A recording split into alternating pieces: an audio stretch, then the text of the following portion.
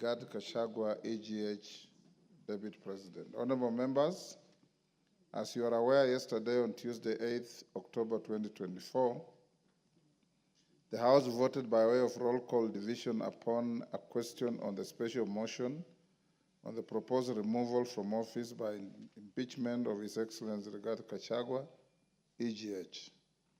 At the end of the voting, I did declare the results as follows.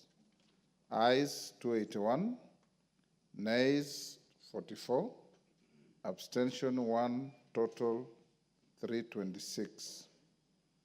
However, at the point of conveying the message to the Senate on the resolution of the House, that's last evening, it was brought to my attention that an error was identified on the face of the record. In this regard, the tally erroneously indicated that the member for Ainabkoi constituency did not vote, despite evidence of the member having been present in the House and recording his yes vote on the special motion. And I did, in fact, see and hear him vote. The clerk's record of votes and proceedings of the sitting was also accurate, having correctly recorded the yes vote with respect to the member for Ainabkoi. In this regard, and upon verification of the video recording of members who voted during the division, I have also indeed confirmed that the member was present in the House and did participate in the voting by voting yes.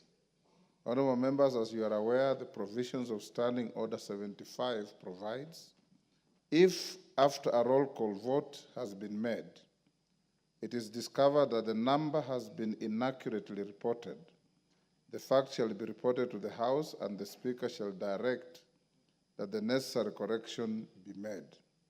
Consequently, pursuant to the provision of Standing Order 75, I did direct the Clerk of the National Assembly to effect the necessary correction to the record of the tally prior to conveying the message to the Senate.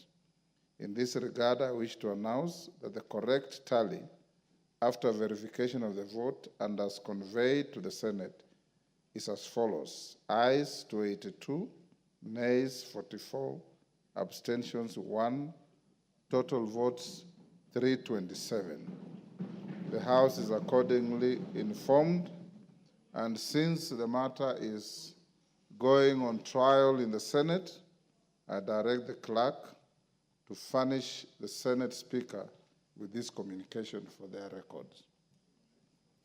Thank you. Yes, Chepkonga.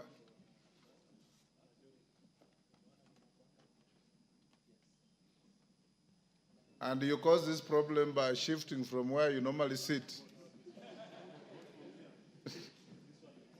Because these clerks, know where you sit. Go ahead. Thank you very much, Mr. Speaker. Thank you very much, Mr. Speaker. Thank you also for correcting the error that was on the face of the record. Last evening, I was seated here, Mr. Speaker, and as we were walking out, the Deputy Majority Leader, the Honorable Baya, informed me that it has been said you have not voted. So I quickly went to the clerks and I told them, how is it that you are saying that I didn't vote? I was told that you are not in the ordinary place where you normally sit. Even now, Mr. Speaker, I'm not sitting. It's just that yesterday when you walked in, and so I had to sit somewhere closer. Unlike the Honorable, my good friend, who normally walks out from that side, doesn't go to the nearest place. But I can confirm, Mr. Speaker, that I actually voted. I was the first one. No, the third one, the fourth one, actually. You are the fourth one. I was the fourth one to say yes, Mr. Speaker. The others did not record voice. No, I have witnesses here, including even the star itself. The star indicated that I actually voted. I don't know why the others did not hear, but I am the most unlikely person not to vote, Mr. Speaker. Knowing that I'm a very conscientious Democrat, Mr. Speaker, I believe in voting and expressing myself. So I wish to thank you very much for according me that opportunity to be included. I thank you. Thank you, Honorable Chepkonga. And I also knew that if that was not corrected, it will have serious political ramifications on you. Yes, who is that? Masara, yes, Mheshimiwa Masara. Thank you, Mr. Speaker, for giving me this opportunity. Mr. Speaker, I'm standing under Standing Order 127.4. 127.4. Mr. Speaker, subject 129 second reading of the bill to amend the Constitution, the chairperson of the departmental committee to which a bill is committed or a member designated for the purpose by the committee shall present the committee's report to the House to inform debate within 30 calendar days, Mr. Speaker. Mr. Speaker, the reasons why I'm here, I have 3 bills. One, which was, the first reading was done on 5th June 2024. Which? The bill is the National Police Service Commission Amendment Bill, number 23 of 2024. The second one is Social Assistant Amendment Bill 2023, National Assembly Bill number 8 of 2023, which was read for the first time 11th April 2024. And the third one is the Marriage Amendment Bill 2023, National Assembly Bill number 32 of 2023, which was read on 16th August 2023, Mr. Speaker.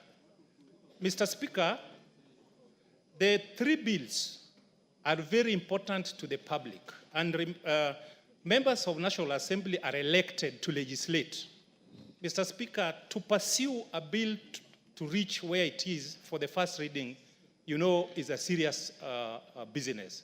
So, Mr. Speaker, I'm requesting you to provoke the Standing Order number 127, so that, invoke Standing Order so that those bills can be read the second time. Mr. Speaker, for the amendment bill, it involves you. You promised this House that within 30 days. Now it is over 8 months, Mr. Speaker. I wrote to you sometimes back. Which one? The Marriage Amendment Bill.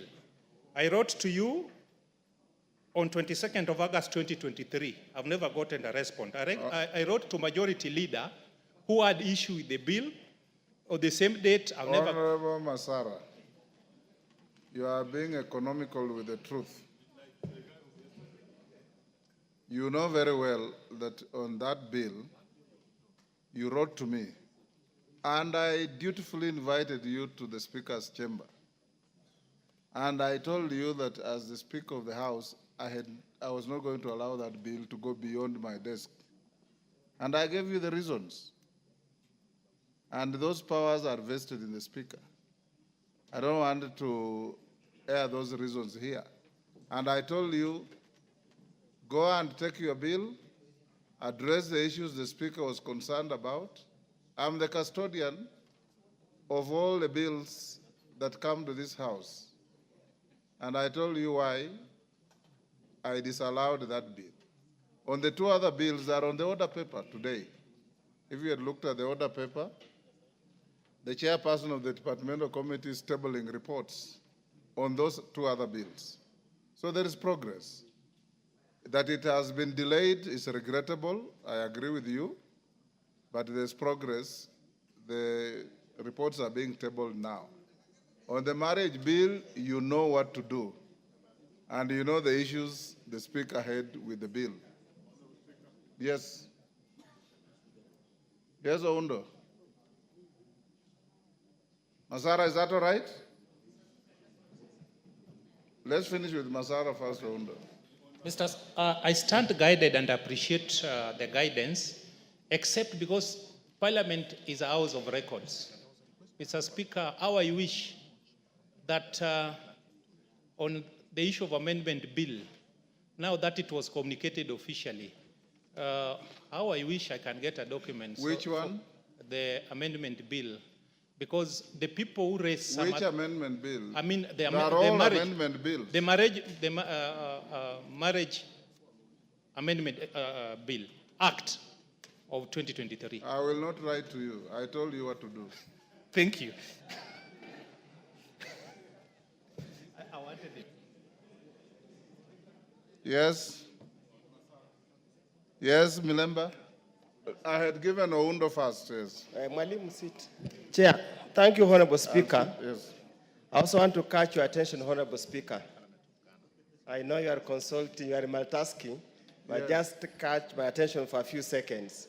Honorable Speaker, I think I just want to pick up where my colleague has left off, and I don't want to lament us, so to speak, but I just wanted to request, Honorable Speaker, if there is a way we can expedite members' bills so that they are processed to the end.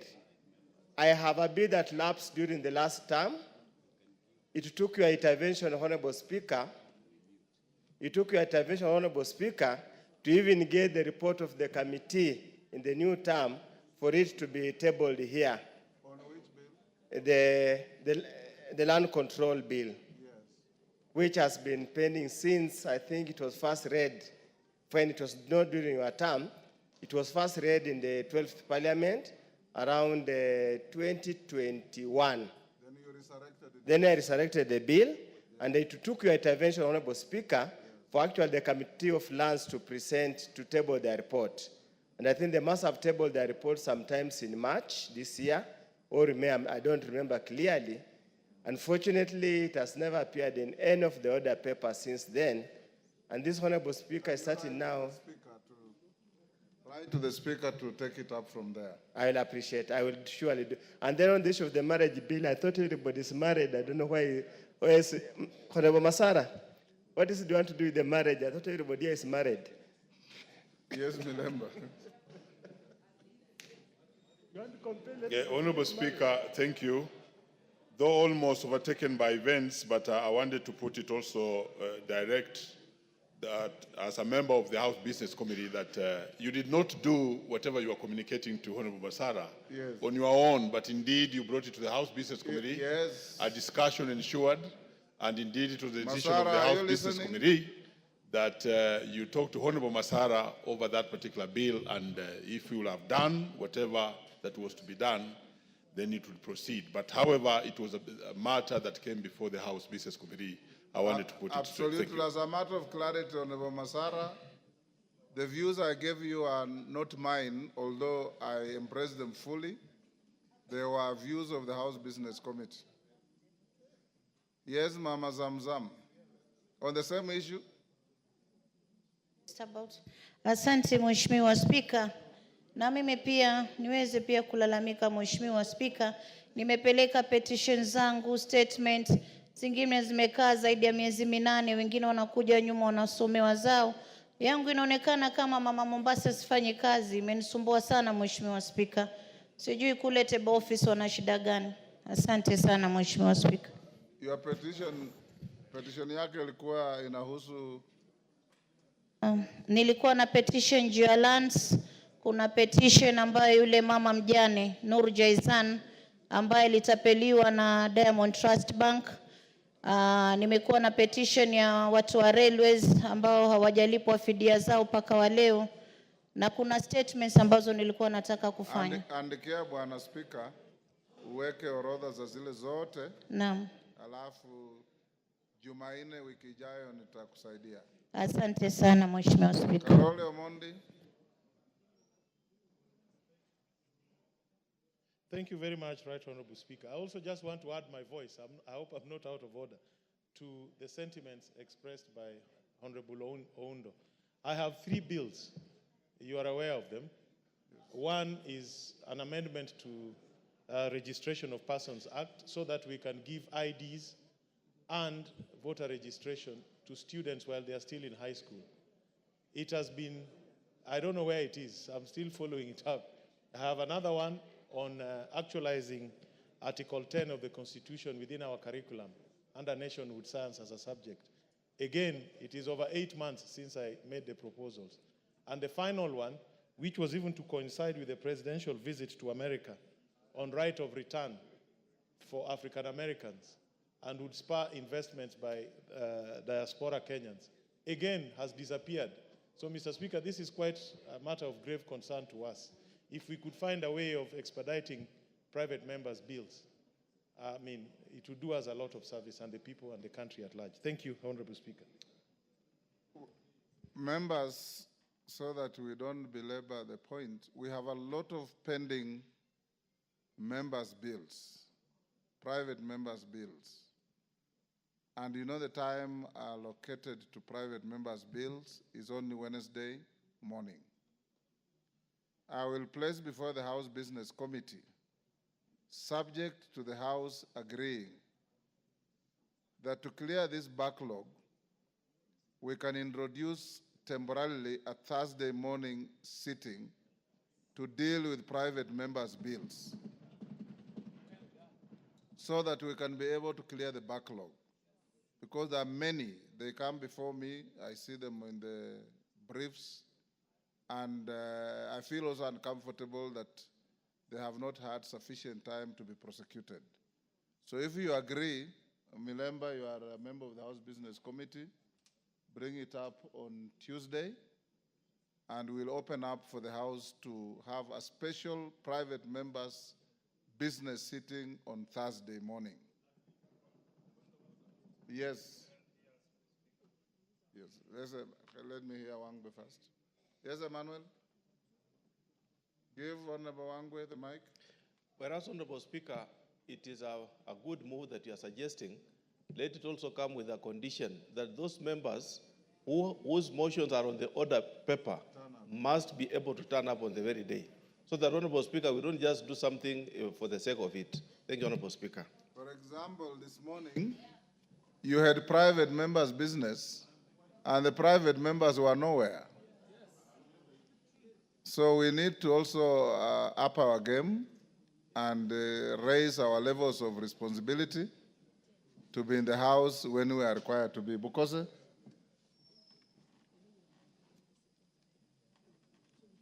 thank you, Honorable Speaker. Honorable Speaker, on the same light, you know there are some private members' bills which, because of the interest in which and the importance in which it is attached to it, at times it becomes a committee bill. yes. For example, my bill, which was the Kenya Drugs Authority, because of its importance, and which we've actually done winnowing. And this is a bill to which it will help this country to be able to do local manufacturing of vaccines, drugs, which can be utilized within the region. And this is something that many of the either international investors or even our own biofax and Kenya Primate Research Institute are waiting for it. That is making the National Drug Authority to be a level 3 country, for maturity level 3, according to the WHO classification. That allows us to be able to manufacture and export our drugs. Right now, as we speak, Honorable Speaker, it has been waiting, even after winnowing. We also have another bill by Emilia Thiambo on assisted reproductive health, which the committee is also winnowing now. We finished winnowing of the Kenya Drugs Authority, but both of them are now waiting to be scheduled. So I urge the House Business Committee that please, these are very important bills. You can also reschedule them for debate by the House. I actually flagged out your bill in the House Business Committee this week, and the response I got was that the process of winnowing is incomplete, and that's why it is delayed. If it is complete, then follow it up with the clerk's office, and it will come to the House Business Committee on Tuesday. Yes. Let's go to the next order.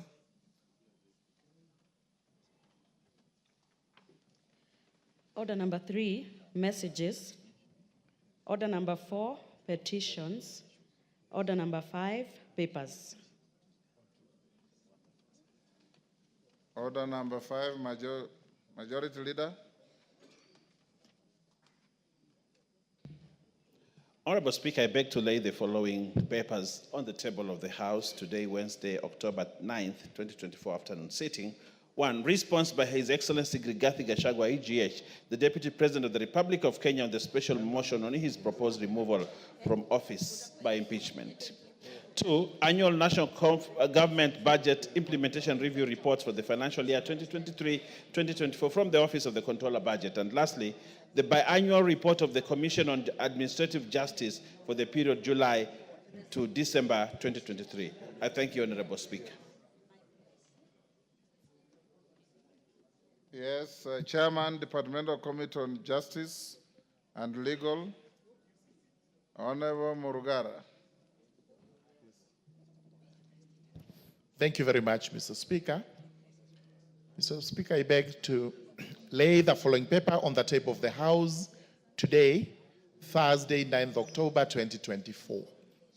Report of the Departmental Committee on Justice and Legal Affairs on its consideration of the report of the National Dialogue Committee, NADCO, and the report of the Multisectoral Working Group, MSWG, on the realization of the 2/3 gender rule. Thank you. Thank you, Honorable Murugara. Chairperson, Departmental Committee on Administration and Internal Security. Raso, you are the Vice Chair. Thank you, Honorable Speaker. Honorable Speaker, I beg to lay the following papers on the table of the House today, Wednesday, 9th October 2024. Reports of the Departmental Committee on Administration and Internal Security on its consideration of 1, the County Government's Amendment Bill, Senate Bill number 25 of 2023, and 2, the National Police Service Commission Amendment Bill, National Assembly Bill number 23 of 2024. I beg to lay. Thank you, Honorable Speaker. Thank you. Next order.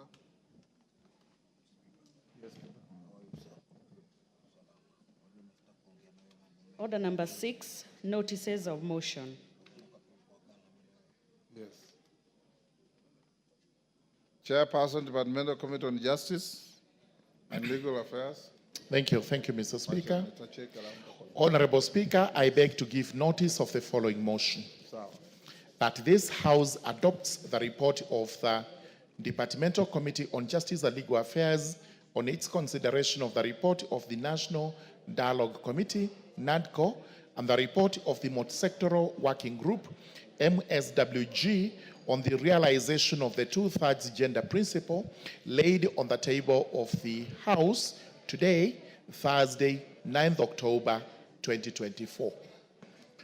Honorable Speaker, allow me to make just a comment on this report, which every member that has seen this is worried what it is. This is the consideration by the Justice and Legal Affairs Committee on the NADCO report, and attached to this report is also the NADCO report itself. So this is why the report looks bulky, but our report is not as bulky as the document I'm laying on the table of the House. This is the report that contained proposed constitutional amendments. As you have heard, we have the 2/3 gender principle, which was from the multisectoral working group.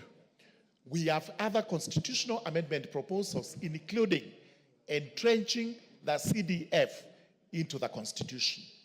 We also have other proposals, including creating the office of the Leader of Opposition, entrenching the Prime Cabinet Secretary into the Constitution, and many other proposals that were brought up during the NADCO discussions. Honorable members, please get a copy of this report, in as much as NADCO had made it clear that we cannot alter even a comma. We have adhered to that proposition, but as members of the committee and as the House, the law-making house in the country, we have made our comments and proposals, which proposals will be what we are going to discuss when the matter comes up for debate. So please obtain for yourself a copy of the report so that we can have a robust debate when the time comes. Thank you very much, Mr. Speaker. Thank you. Murugara, next. Order number 7, questions and statements. Just hold. Member for Shinyalu.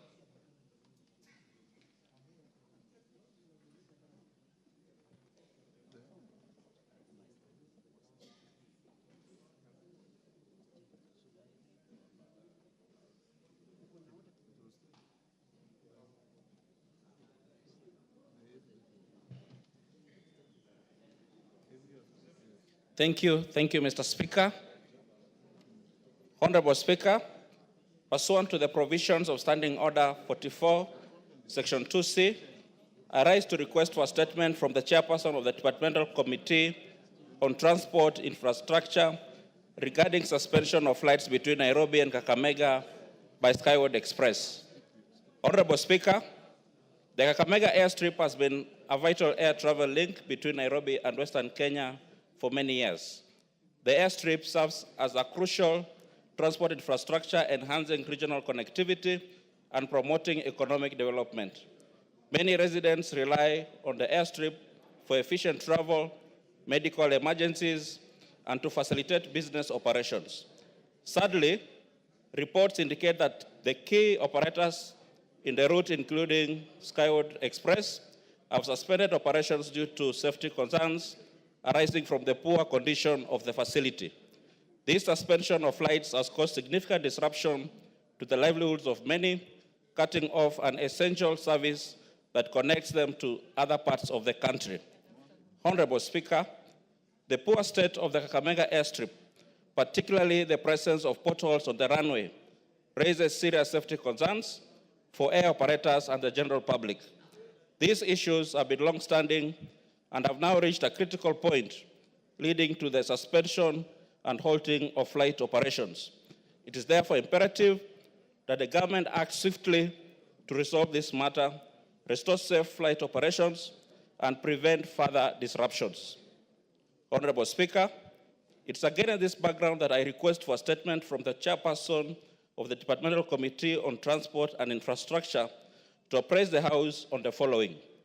Number one, a status report on the state of disrepair of the Kakamega Airstrip, given the safety risks posed to the users. Number two, immediate actions being taken to repair the airstrip to meet acceptable aviation standards. And number three, a comprehensive plan of the maintenance of the Kakamega Airstrip, its expansion, as well as other regional airstrips, to prevent similar safety concerns from occurring and guarantee long-term operational reliability. I thank you, Honorable Speaker. GK, that is your docket. What has happened to the airstrip? We will look into the matter, Honorable Speaker, and report back to the House. I request for 2 weeks to be able to come here with a comprehensive response. 2 weeks? 2 weeks, yes, Honorable Speaker. 2 weeks is too long on this. Yeah. Can you bring a preliminary statement on Thursday next week? I'll do so, Honorable Speaker. Yes. Thank you. That airstrip is new. You should inquire why it should have potholes on the runway. Anton Oloch. Anton Oloch, member from present, Mathare. Honorable Hold on, Speaker. Anthony, before you take the floor. Honorable members, I wish to recognize and welcome 5 members of staff drawn from the Parliamentary Training Institute of the Parliament of Ghana, who are in the Speaker's Gallery. They are welcome to observe the proceedings of the House. Most welcome, Akwaba. Next, Anthony.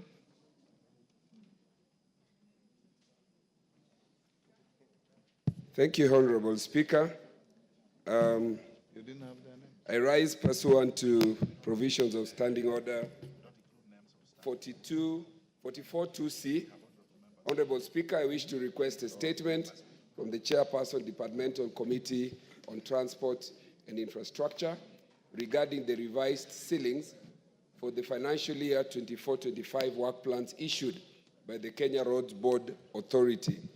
Honorable Speaker, these revised work plans are contained in a letter or a circular dated 8th October 2024, and which came to our attention today. Honorable Speaker, in the recent past, there has been a systematic reduction of allocations of funds allocated in the 22% ceiling and the 10% ceilings issued by the Kenya Road Boards Authority. Additionally, the High Court in Nairobi issued an interim conservatory order on 19th August 2024, directing the Kenya Roads Authority to freeze and withhold funds collected in financial year 24-25 to the extent of Kenya shillings 10,522,211,858 to be allocated to the county governments. In view of this, the Kenya Roads Board Authority has revised the 22% and 10% constituency ceilings allocation for the financial year 2020-2025. Honorable Speaker, it is against this background that I request for a statement from the Chairperson, Departmental Committee on Transport and Infrastructure on the following.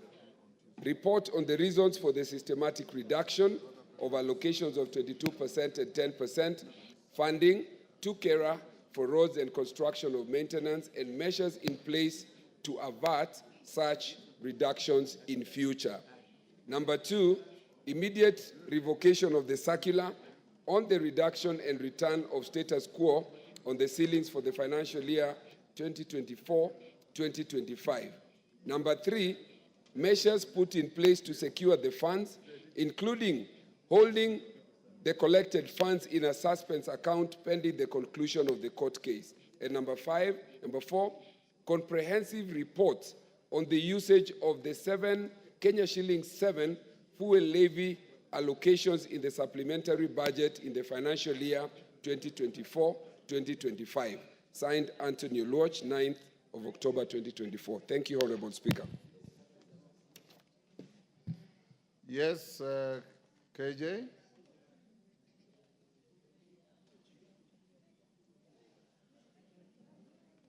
Mr. Speaker, I must thank Wakili Oluoch for bringing this matter to the attention of the House. And in fact, it is a charge we are putting on the chair of the Transport Committee, who we know is able to follow through on this issue and bring a good response. Mr. Speaker, what is at risk here is the benefits that have been accruing from this decentralized fund. And it is clear to the minds of members here that there is a hand behind these court cases that keep coming up and are addressed towards stifling these all-important fund. And I would not be embarrassed to say that we see the hand of governors in this issue. Mr. Speaker, this House does a lot of work to come up with the division of revenue bill, Mr. Speaker. Monies that are sufficient to run these counties. However, when you get to the ground, Mr. Speaker, it is obvious that the monies that have an effect on the ground are the monies that are decentralized, up to and including the National Government Constituency Development Fund. This 22%, Mr. Speaker, is also decentralized monies from the center and equally distributed across the constituencies. But we know that the governors are very keen to put their hand into these coffers, Mr. Speaker. So as this committee is interrogating this issue, they need to find a way of making sure that these governors get to know what this House is saying, that you have given you a responsibility and a charge to take control over the devolved monies. But these monies that are devolved, we don't see them in our constituencies. However, that which is decentralized, the 22%, the 10%, is what is building the road networks and access roads in our constituencies. In a place like Nairobi, Mr. Speaker, while all other members enjoy being from different regions, we hear people from Western region, from the Coast region, from the Northeastern region. In Nairobi, when it comes to distribution of resources, Nairobi is never considered a region.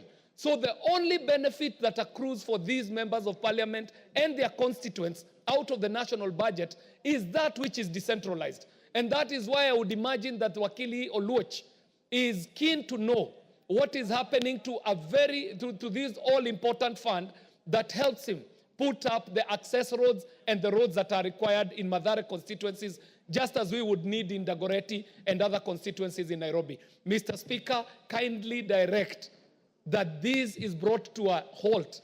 And the only person who is able to do that is the Committee on Transport, to communicate exactly what this House is saying to the governors so that we do not have a repeat of these court cases that are sponsored by people who do not mean well for decentralization. Thank you very much, Mr. Speaker. Atandi. Thank you, Honorable Speaker. Thank you, Honorable Speaker. I wanted to also commend Honorable Watch for the statement that he has sought from the Chair, Committee of Transport. Honorable Speaker, it is true that consistently there's been reduction in the resources going to CDF, to CARA for the purposes of building roads in the villages. And this particular one was occasioned by governors who went to court to take a slice of these resources. Honorable Speaker, this country has the most inept governors. I have gone to countries countries that are practicing devolution like Ghana and Nigeria. And here in the country, we have governors who are lazy, who are just traveling across the world, doing nothing. With the resources that they have been given fairly by this House, they do not use them properly. Now, they are going to attack the resources that have been given to us that MPs are using successfully to build roads that you can see in the constituency. So, Honorable Speaker, this House must condemn the action by governors to go to court to take these CARA resources from CARA. These resources have been used fairly, and in fact, Honorable Speaker, when you go to villages, you can clearly see the roads that have been done by CARA. You can never see roads done by governors. And therefore, Honorable Speaker, I want to ask you that you should not allow this House to be undermined by governors. And as the Speaker of this House, let us ensure that we protect the resources that are helping Kenyans. I want to say that governors, and I think they're listening, governors, please work with the money that we have been given by this House. Don't look for these resources from us. Otherwise, we need to start calling for governors. In fact, there's nothing that stops us, Honorable Speaker, from summoning governors. I've seen senators summoning ministers on things that are not even within their scope. So I think going forward, Honorable Speaker, we need to begin to summon governors to come and appear before us, because we must protect this country from these lazy governors. Thank you, Honorable Speaker. Yes, Nabi.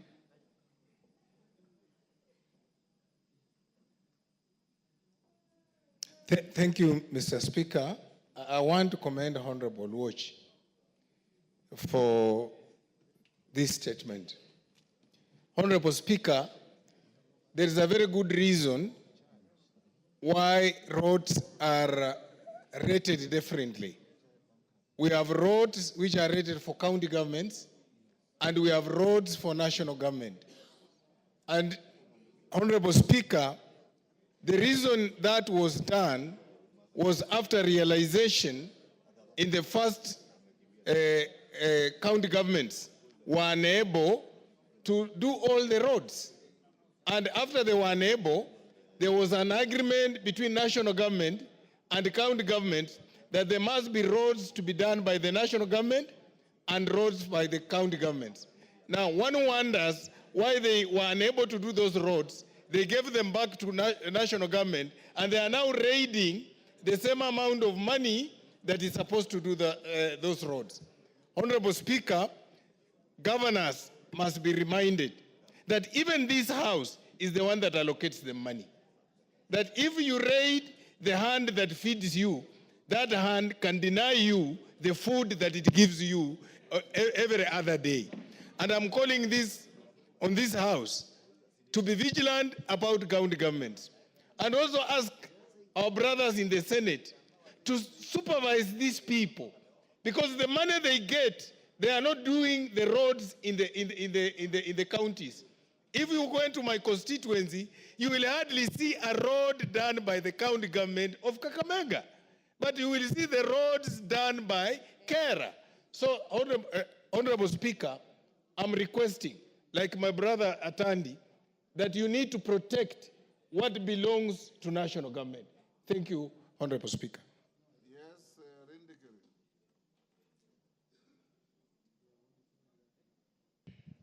Thank you, Mr. Speaker. I think it's becoming fashionable every financial year. There is a new circular coming from the Kenya Loans Board. And I'm wondering why a Kenya Loans Board does this, and there is a system that is already agreed upon. Mr. Speaker, this matter came to this House last year, financial year, And Mr. Speaker, I think this trend is being perpetuated slowly.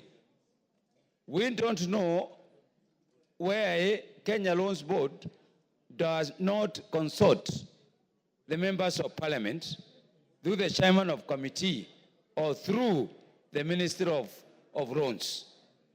Now, I find it very ironical when Kenya Loans Board is in consultation with the Council of Governors, and they agree and they do a circular. Mr. Speaker, I think this is not in order. I join Honorable Oluoch that this trend must come to an out, that it should be known that the governors exerting power because they are met somewhere with the executive and they agree and try to push for the money that is doing the incredible job in the constituencies. Mr. Speaker, the loans that are under Keller are the ones that join two constituencies. Mr. Speaker, it is very clear demarcation. Mr. Speaker, these are the loans that are done comfortably trans constituencies. Mr. Speaker, the governors have failed to do simple loans communicating the villages. And Mr. Speaker, if they cannot manage the many billions they have, and they're finding it easier to manage the 20 million, let them give us the 14 billion, 15 billion, so that we manage the money for them. But Mr. Speaker, this habit must be called out. This habit must be called out, and I ask my very good friend, the chairman of this committee, it is your responsibility. You are the bridge between us, the ministry, and the KLB. This money goes, Mr. Chairman, we will discuss you as part of this problem. Thank you. Do you want to escalate this beyond this? Yes. Yes, let me give to the gentleman next to Murugara, Honorable Member for Keyo South. Doctor. Member for Keyo South. Thank you, Mr. Speaker. Yes. Thank you. Mr. Speaker, this is a very important matter, and I join my colleagues in discussing this matter, which is very important. If you go to constituencies and compare what Kera does with what the counties does, it is obvious. There is nothing ongoing which is done by the governors. So now they want to take the little that we do in the constituencies through Kera to take to what they usually do, which is non-existent. We shall oppose this, and I join my colleagues in telling the chairman of transport to be vigilant so that we safeguard the little that wananchi see. Let me go to specific example of my constituency, Keyo South. In Keyo South, I have 6 wards. None of the county roads is ongoing. None. But if you go to the constituency of Keyo South, you will see something being done by Kera. You will see something done last year. You will see something ongoing now. You will see something which was done 2 years ago. And even when they do these roads, the counties, you will see some shoddy job being done. So, as a National Assembly, we say in one voice that let this money stay with Kera because Mwananchi has seen the benefit of what Kera does. Ridiculously, if you go to my constituency, some officials from the county will go and tell people, no, don't do that road because we have already given to Kera. But they have done nothing. And then once you do a road using the Kera money, they bring a signpost and indicate that it is county which has done this road. We shall stop this. We shall not allow this as a National Assembly. Thank you, Mr. Speaker. Thank you much. Isairo.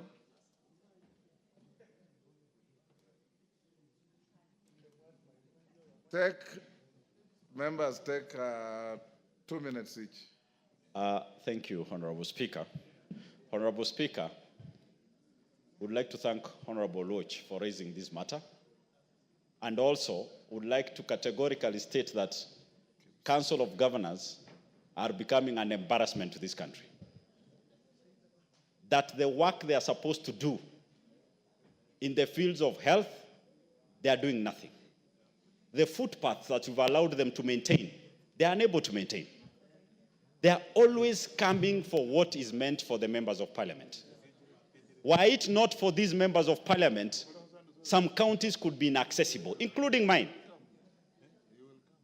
And we will not just sit here and allow this bunch of idlers to be frustrating us every now and then. Enough is enough. And we have to tell them, it's not that we want their seats, but if we want them, we'll still take them. So, the honorable, because they are not even worth being called excellencies, the honorable councils of governors or governors should start focusing on their job. We've never ever gone for their work, gone for their resources. We've appropriated enough funds for them to run their counties, which they are not doing. And they are always coming for the little. Not only are they funding the cases on NGCDF in courts, they've now gone to Kera. Honorable Speaker, with your leadership, we will stand up and defend the constituencies and what is meant for them. The governors, we are not worried about you. We can take care of you individually, at individual levels. Thank you, Honorable Speaker. I hope not physically. Zamzam. Mheshimiwa Spika, ni aibu sana kuona mbunge kama mimi, mbunge wa kike, naomba nikililia barabara ambao ni akaunti. Mheshimiwa Spika, nimepewa pesa ya ngafu ya kuweza kujenga sehemu ambao ni GBV Center. Mheshimiwa Spika, sasa elekea mwaka wa 3 toka approval ya ile project. Shida ni kuwa barabara ambayo inahusu county government hawajaweza kujenga. Mheshimiwa Spika, mpaka juzi namuomba mbunge wangu wa Kisauni Mheshimiwa Rashid Bezimba, na nataka nimpongeze hapa, ndio ameenda kunichimbia barabara. Mheshimiwa Spika, hizi pesa za Kera fadhali mupatie hawa, hizo pesa ziko kwa governors, hawafanyii kitu barabara. Patieni hawa wabunge, tunaweza kuwashika mkono humu ndani angawa wakatufanyia kitu. Mheshimiwa Spika, ni aibu sana kuona kuwa mbunge anaenda akiomba, anaomba, naandika mabarua mpaka anachoka. Public participation Mheshimiwa nimefanya, lakini barabara tukupewa kujenga sehemu ambayo kina mama wakidhulumiwa wanaweza kusaidika. Mheshimiwa Spika, imekuwa ni ngumu, mpaka Bezimba anaenda kuomba trakta huko, ananipitishia kando kando kidogo ndo nipate mahali pa kujenga. Na mimi nipongeze wabunge wangu wa Mombasa, ndugu yangu Badi yuko hapa, ukienda kwake barabara safi ya wabunge hawa, barabara zao nzuri sana, lakini ukiangalia za county inakuwa kama zile blanket tumepaka hapa paka hapa mita 100, huelewi zinafanya nini. Mheshimiwa Spika, hizi pesa zitoke ziende kwa hawa wabunge. Najua wengine wetu tutatamani kuwa magavana, lakini kwa hii hali hii iliyoko saizi, Mheshimiwa Spika, hizi pesa ziingie kwa mikono ya bunge. Asante sana Mheshimiwa Spika. George Murugara.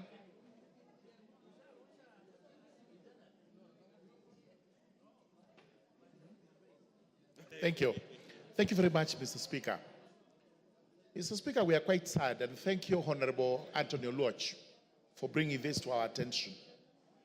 We are just reeling from some judgment that was dictated by the Council of Governors, or the CDF. In fact, we've not forgotten, we are very sad, and this is the reason we are saying we have to do the constitutional amendments so that we can shield ourselves from some of these governors who believe that we should not be having money for development. Mr. Speaker, sir, as said by all these members, when you visit the constituencies, what is visible is actually what is done by CDF or by Kera. If you are asked what these governors do with all these billions, majority of them will say, oh, we spend 60% on recurrent expense and we have only 30% for development. And that 30% is nowhere near the CDF, which is so little that in fact we are only able to do what we can do. Time has come for us to look at the Roads Act, so that if we wish to make an amendment to it, we take all the money from there. The distribution is after Kenya, after Kera, it is to the constituencies as we deal with the CDF, so that we don't have to have any money going to governors for roads. Let us do all the roads in the constituencies, whether classified as county or national government roads. That is very important, and we should now start looking at the law. We have made it. Thank you. Thank you, honorable members. Before I give the next member, allow me to acknowledge Clinton Mackenzie Kiome Secondary School from Booni, Makueni, Kahawa Garrison Secondary School from Kasarani, Nairobi. On my behalf and on behalf of the whole House, we welcome the students and their teachers to the House of Parliament.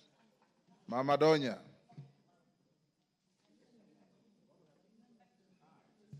Yes, I'll give you. Oh, thank you, Mr. Speaker, for this opportunity. As Mama County from Kisii, who patients call and ask for wheelchairs to be used in hospitals, the work that should be done by governors, Mr. Speaker, I'm worried if they can manage the roads. I'm sure, Mr. Speaker, they can't. If you see the roads done by members of parliament and the ones done by governors, that is day and night, Mr. Speaker. I don't approve this. We can't support it because there is nothing. We've glorified them that they've done perfectly. From health, providing water for our mothers, Mr. Speaker. You can imagine Kisii County rains, we have virgin rains, but at the end of the day, Mr. Speaker, women will still flock to the springs to collect water. So if they've not managed water sector, Mr. Speaker, and they've not taken good care of the health sector, let us not make a whole, now the road sector be another issue. Let them handle the health issue, they handle the water issue, but for the roads, I don't think I can give them a vote. They don't deserve. Thank you, Mr. Speaker. Ochanda, member for Bondo. Thank you, Mr. Speaker. Mr. Speaker, this House, for the first time, has been very magnanimous. In fact, out of the normal non-divisional revenue, we gave counties more money through a different legislation, Mr. Speaker. And we added counties money. At the point that we were adding counties, there was no provocation. There was nobody who asked for it. The Council of Governors didn't ask for it. Nobody else asked for it, but we chose to give counties more money. And once we've given them more money, they get ahead to look for other little different ways of how to add themselves more money, particularly on the side of the road sector. Mr. Speaker, roads are classified. And as they are classified, they attract resources or they attract funding based on how they are classified. So if you reduce any monies for a clear classified road, it means that that road will never be done.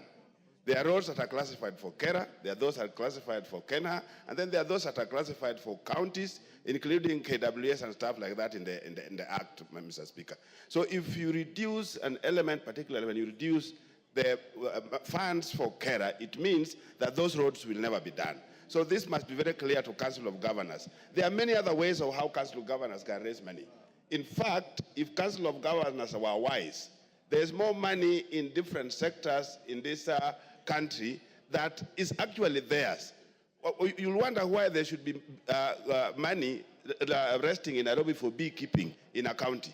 There are counties that have authorities keeping bees. Counties themselves are keeping bees. So you have very many parallel agencies doing the same thing in the counties. Why don't the Council of Governors look for where their monies are still being left in Nairobi instead of going for monies that are clearly known and are clearly classified for purposes of works that are going to benefit the communities? Mr. Speaker, thank you. Chairman of the Committee on Roads, GK, you can hear these animated sentiments on the road issue, I want to assure the House I'll support members of Parliament on this issue. And GK, you bring a preliminary response to this statement on Wednesday afternoon next week. It is urgent, and you must work round the clock to bring a statement on Wednesday. And if the statement is unsatisfactory, I'll summon the minister here for you. Yes. Okay. Thank you, Honorable Speaker. It is true that there's a circular that was sent yesterday by KERA to regional engineers indicating that RIMLF allocation for constituencies has been reduced from 61 million per constituency to 34 million.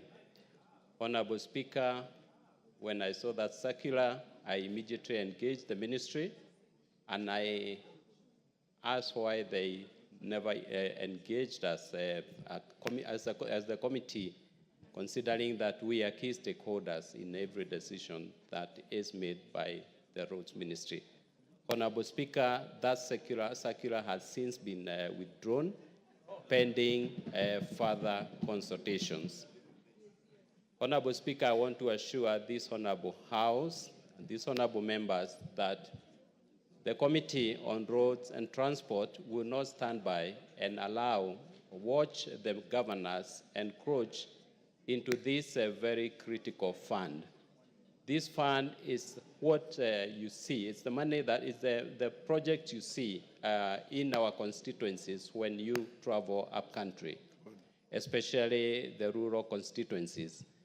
Honorable Speaker, I am now serving in my second term, 7th year. And as the Member of Parliament for Deer constituency, I cannot show you one single road that has been implemented by other authorities in my constituency using the billions of funds that we allocate to them. Honorable Speaker, we will guard this fund and will do our best to ensure that nobody will encroach into it.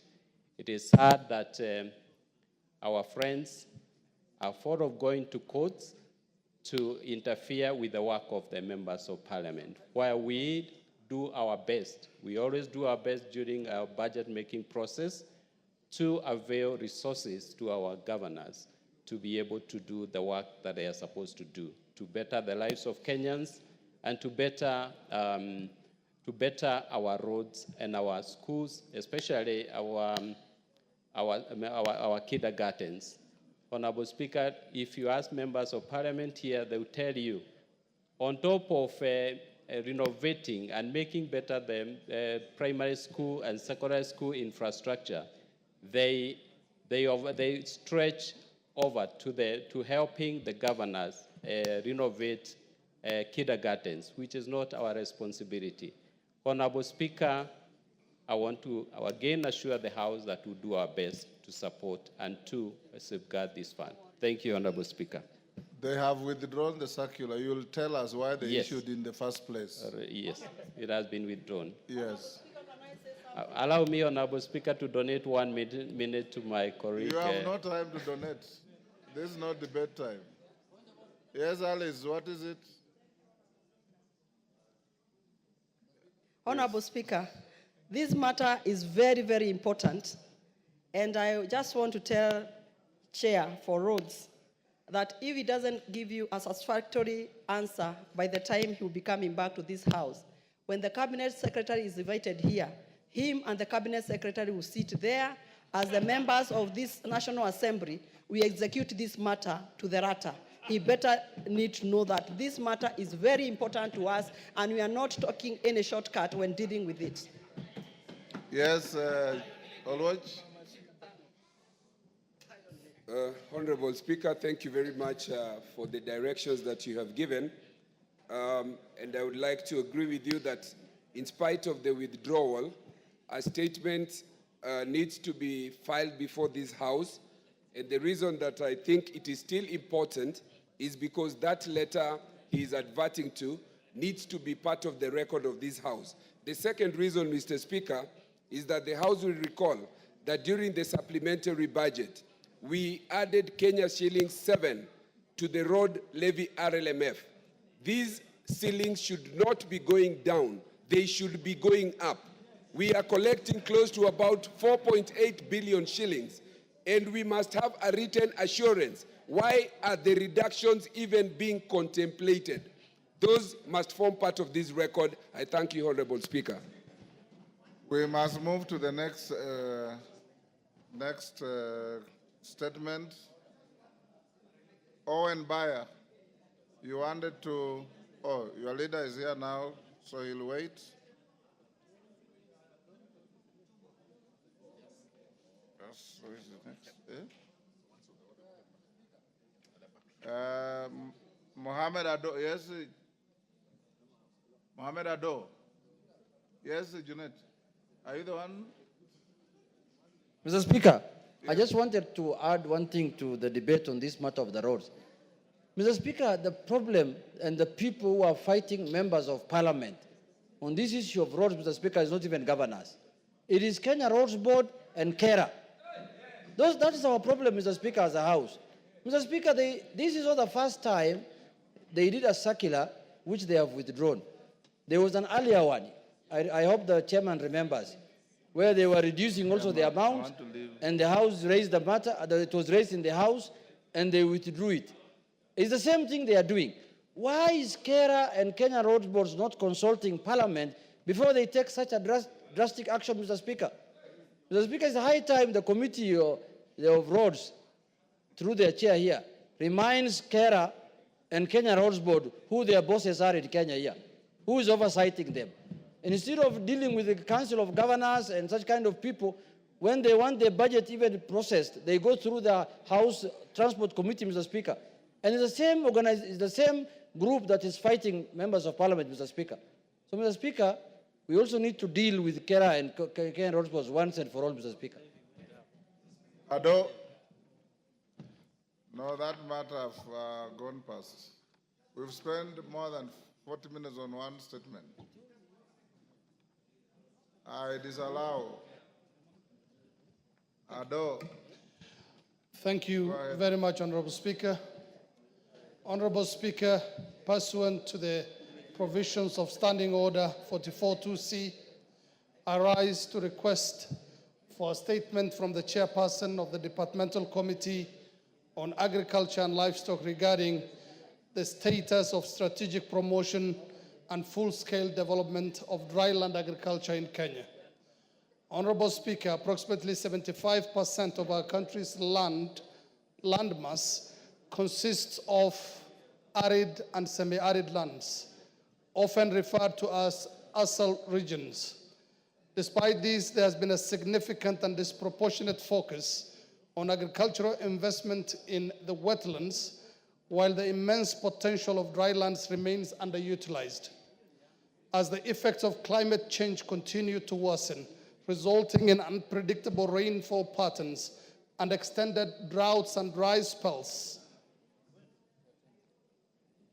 it is increasingly clear that Kenya cannot rely solely on rain-fed agriculture.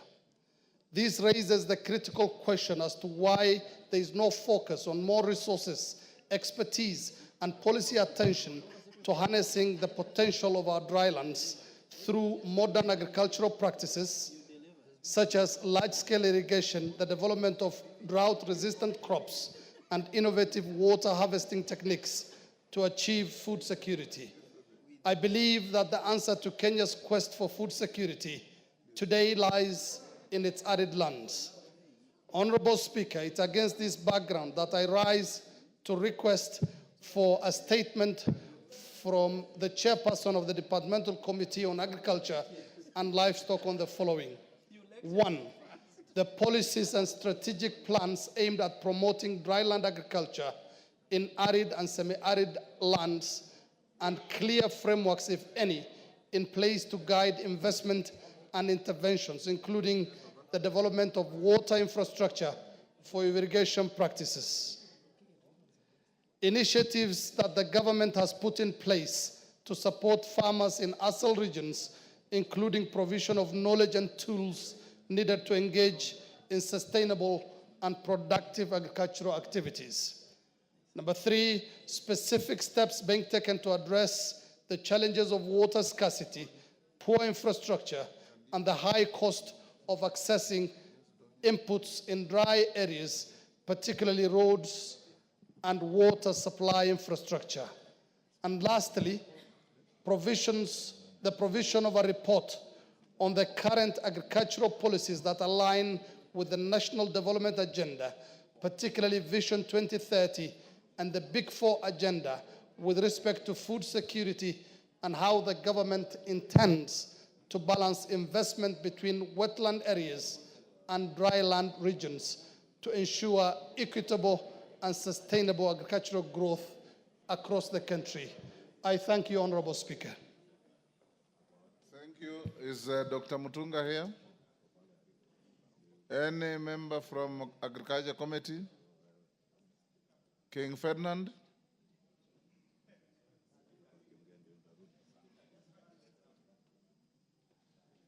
Yes, Mr. Speaker, I think 2 weeks. Bring the statement in response in 2 weeks. The chairman is not here, but I want to confirm that we can give the reply after 2 weeks. Very good.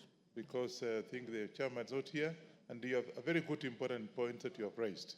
So we look at it, and after 2 weeks, we'll be able to get Not after 2 weeks, in 2 weeks. In 2 weeks' time. Yes. Donya?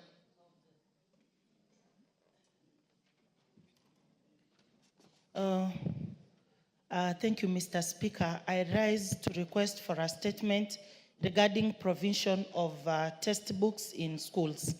Honorable Speaker, pursuant to the provision of Standing Order 44-2C, I rise to request for a statement from the chairperson of the Departmental Committee on Education regarding provision of textbooks in schools. Honorable Speaker, it is in every parent's noble responsibility to ensure that their children get quality education. However, there is a growing concern among parents regarding the number of textbooks provided by the Ministry of Education and those that parents stroke guardians must purchase. There have been claims that the ministry requires the students to purchase up to 4 textbooks per subject, making it financially challenging for parents to purchase all the required textbooks to supplement their child's learning. The cost of education is already high for most parents, hence it is crucial that the government comes out and clearly stipulates the issue of textbooks provision. Schools are requiring parents to purchase a set of textbooks. As such, most parents are in dilemma on the number of textbooks they should purchase as they take part in investigating in their children's education. Honorable Speaker, while we appreciate that some topics or subjects may require additional textbooks to supplement learning, it is important to emphasize that parents should never feel obligated to purchase more textbooks than what is essential. It is always recommended that the Ministry of Education should provide every student with the essential textbooks that are needed for their academic success. Honorable Speaker, it is against this background that I request the chairperson of the Departmental Committee on Education to appraise the House on the following: 1, a comprehensive report on the policy on provision of textbooks in schools and the role of parents to purchase extra textbooks. Number 2, to clarify on the approved course books and the number of textbooks recommended in both primary and secondary education for each learner in the respective subjects. And lastly, the steps taken by the Ministry of Education to ensure that all learners are provided with the requisite number of approved course books and supplementary textbooks to avoid inequities in access to learning materials among learners. Thank you, Mr. Speaker. Chairman Education. Yes, tell Your committee, Nabi, to bring a response to this statement in 2 weeks. Thank you, Mr. Speaker.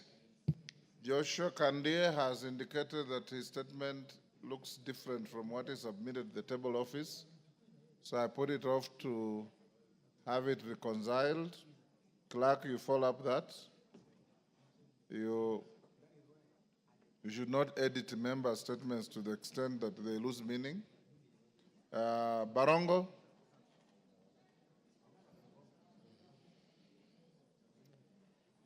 Thank you, Honorable Speaker.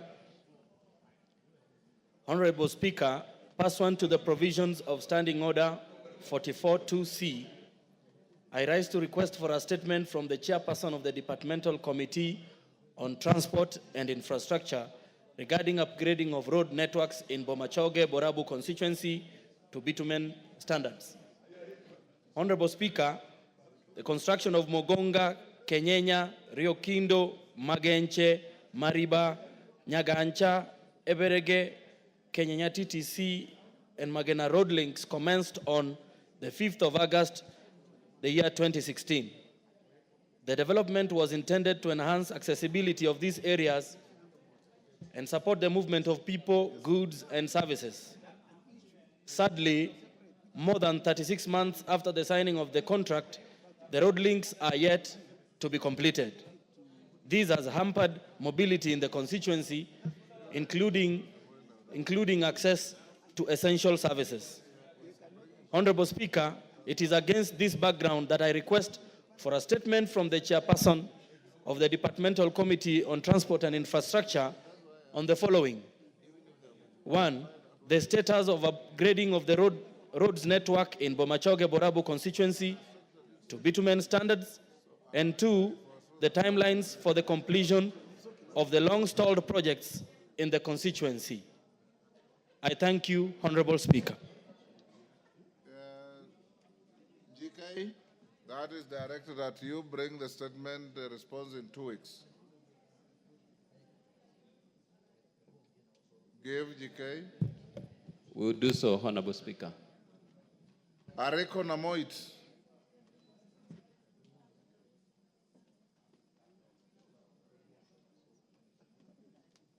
Member for Turkana South.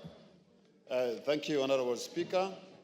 Honorable Speaker, pursuant to Standing Order 44.2c, I rise to request for a statement from the Chairperson of the Departmental Committee on Tourism and Wildlife regarding the status of implementation of the Memorandum of Understanding signed between County Government of Turkana and Kenya Wildlife Service. Honorable Speaker, South Turkana National Reserve is a national reserve established under the Wildlife Conservancy and Management Act, CAP 376. On 19 January 2017, the County Government of Turkana and the Kenya Wildlife Service signed a Memorandum of Understanding to provide a joint framework for effective and sustainable management of the reserve and to enhance tourism and ecological conservation for socio-economic development. To realize the objectives of Memorandum of Understanding, the parties agreed on two-phase application of their respective obligation running from 2017 to 2019 and 2020 to 2025. Despite the period of the subsistence of the MOU lapsing in nearly 2025, no tangible efforts have been made to ensure effective and sustainable management of the reserve as had been envisaged. Honorable Speaker, it is against this backdrop that I request for a statement from the Chairperson of the Departmental Committee on Tourism and Wildlife on the following. 1, the status of the implementation of the Memorandum of Understanding between Kenya Wildlife Service and the County Government of Turkana. 2, a report on the Conservancy Rangers recruited by KWS in collaboration with the county government in the last 5 years. 3, the long-term plans the Ministry of Tourism and Wildlife as regarding the restoration of the South Turkana National Reserve, including its conversion into a community conservancy. And finally, Honorable Speaker, the details of any development activities planned by the Ministry of Tourism and Wildlife, including construction of water ponds, dams, and access roads within the reserve. I thank you, Honorable Speaker. Thank you. Chair, Tourism. Any member? Naomi, you tell the Chair, Tourism to bring a response in 2 weeks. And we'll do that. Thank you, Speaker. Next statement, Majority Leader.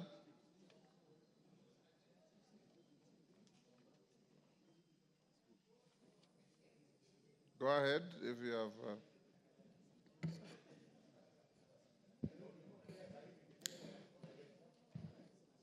Honorable Speaker, pursuant to the provisions of Standing Order 44-2A,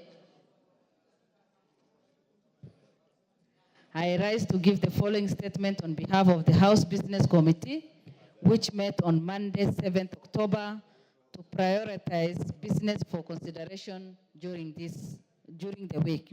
Honorable Speaker, as members are aware, this week, the House considered the special motion on the proposed removal from office by impeachment of HE Honorable Rigathi Gachagua, Deputy President of the Republic of Kenya. I stand before you today to express my heartfelt gratitude to you, honorable members of this House, for your sacrifice, active participation, and overall dedication and contribution during the recent impeachment motion. This process, though challenging, exemplified our commitment to uphold the principles of accountability and transparency that are the cornerstone of our democracy. Your engagement and thoughtful deliberations throughout this process has not gone unnoticed. Each of you brought enough invaluable perspective, ensuring that we examine the issues at hand with rigor and integrity. It is through such collaborative efforts that we can strengthen our institutions and reaffirm the trust placed in us by the people we serve. Notably, Honorable Speaker, this matter transcended party lines and spoke to our commitment to good governance, accountability, and fidelity to the Constitution. I commend those who courageously stood for what they believed was right, fostering a discourse that reflects values we uphold. It is essential that we continue to work together, united in our pursuit of justice and ethical governance. Let us carry forward the lessons learned from this experience, remaining steadfast in our commitment to serve the public with honor and respect. Thank you once again for your diligence and dedication. Honorable Speaker, with regards to the business schedule for Tuesday next week, the House is expected to consider the following bills if not concluded today.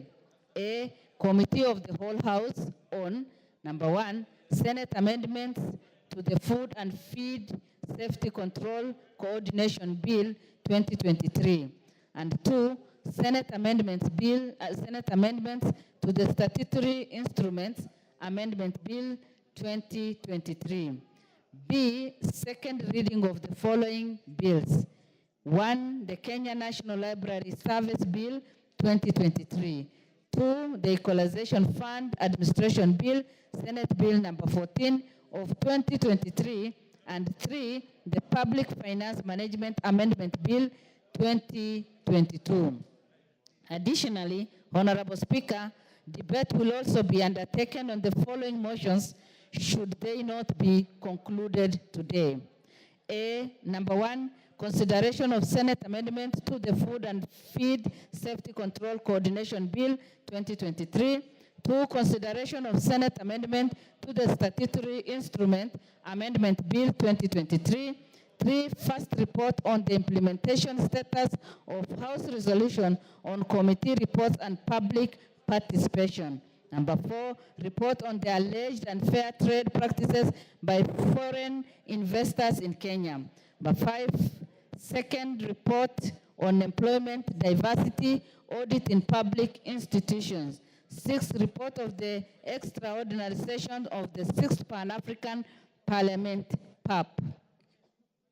Number 7, consideration of the reports on financial statement of state corporations, Nyanza region.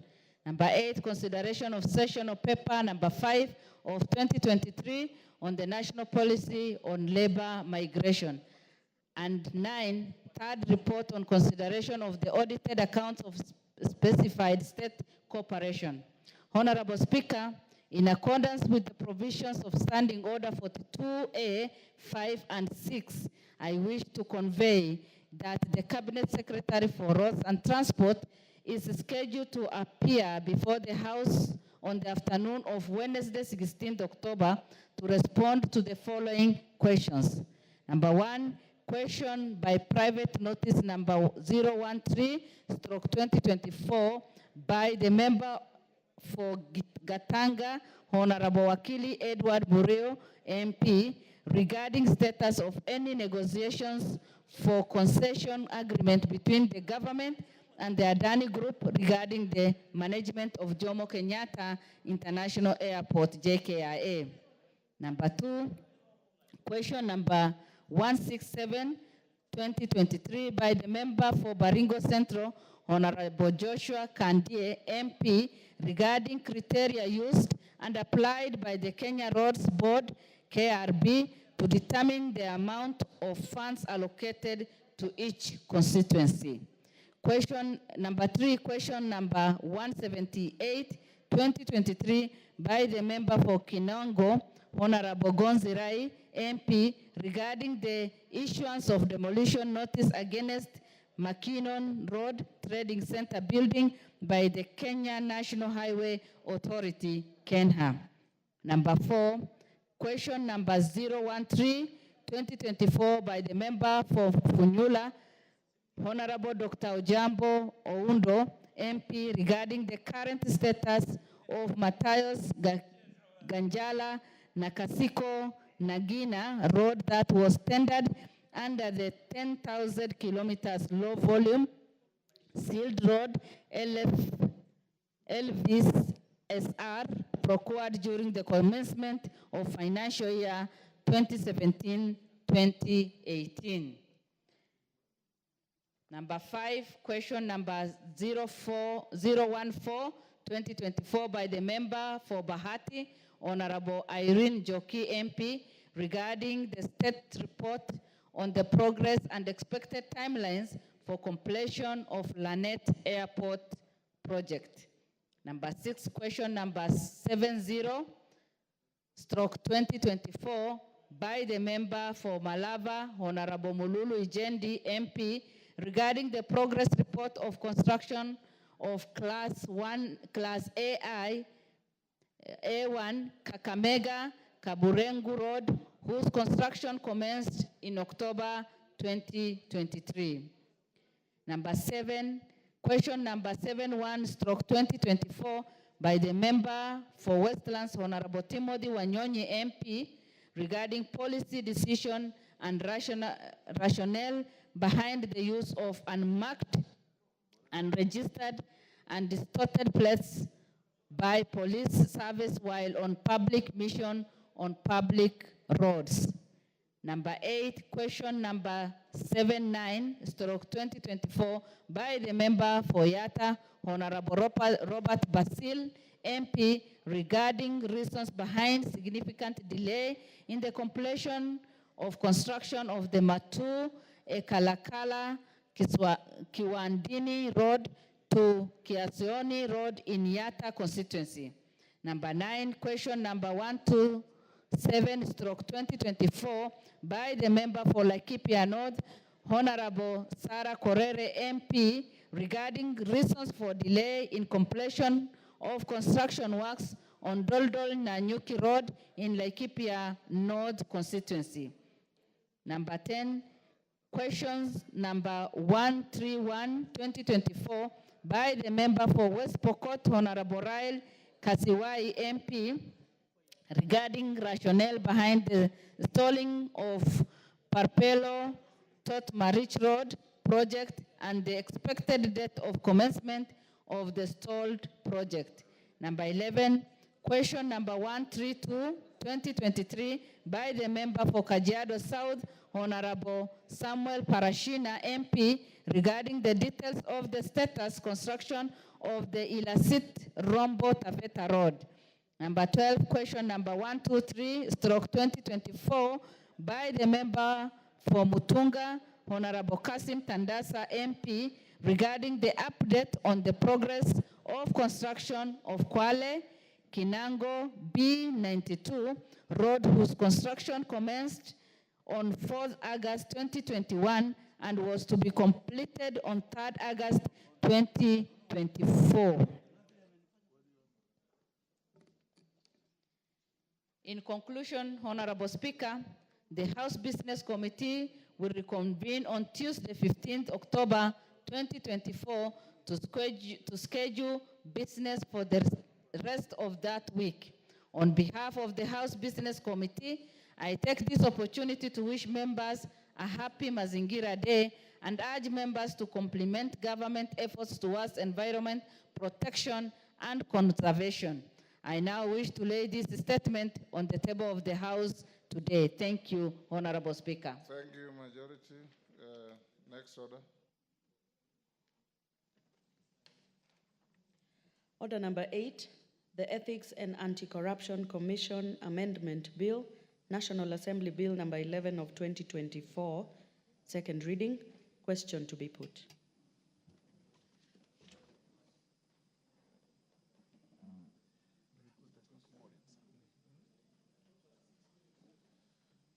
Can you stay this? We'll put the question on Tuesday.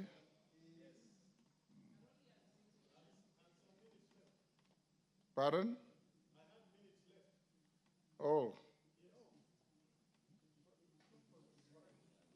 Was the mover called to reply?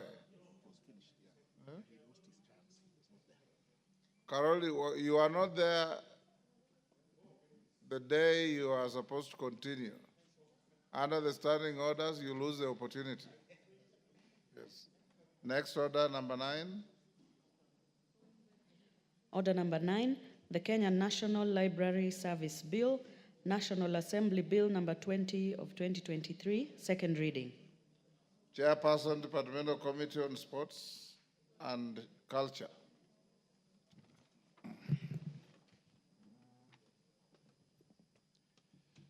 Honorable Speaker, I beg to move that the Kenya National Library Service Bill, National Assembly Bill number 20 of 2023, be now read a second time.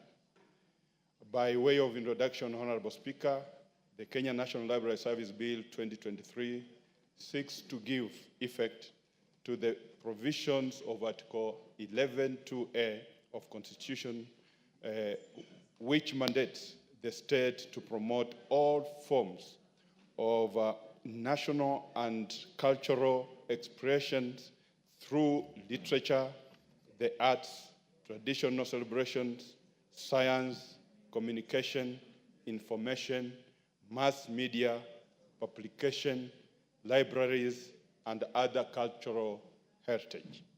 As a background, Honorable Speaker, the Kenya National Library Service Bill was previously considered in the 12th Parliament. The bill was passed by the National Assembly on the 6th July 2023 and therefore forwarded to the Senate for the considerations. However, by the end of the term of the 12th Parliament, the Senate had not concluded the considerations of the bill. Honorable Speaker, permit me now to give a brief summary of the salient features of the bill.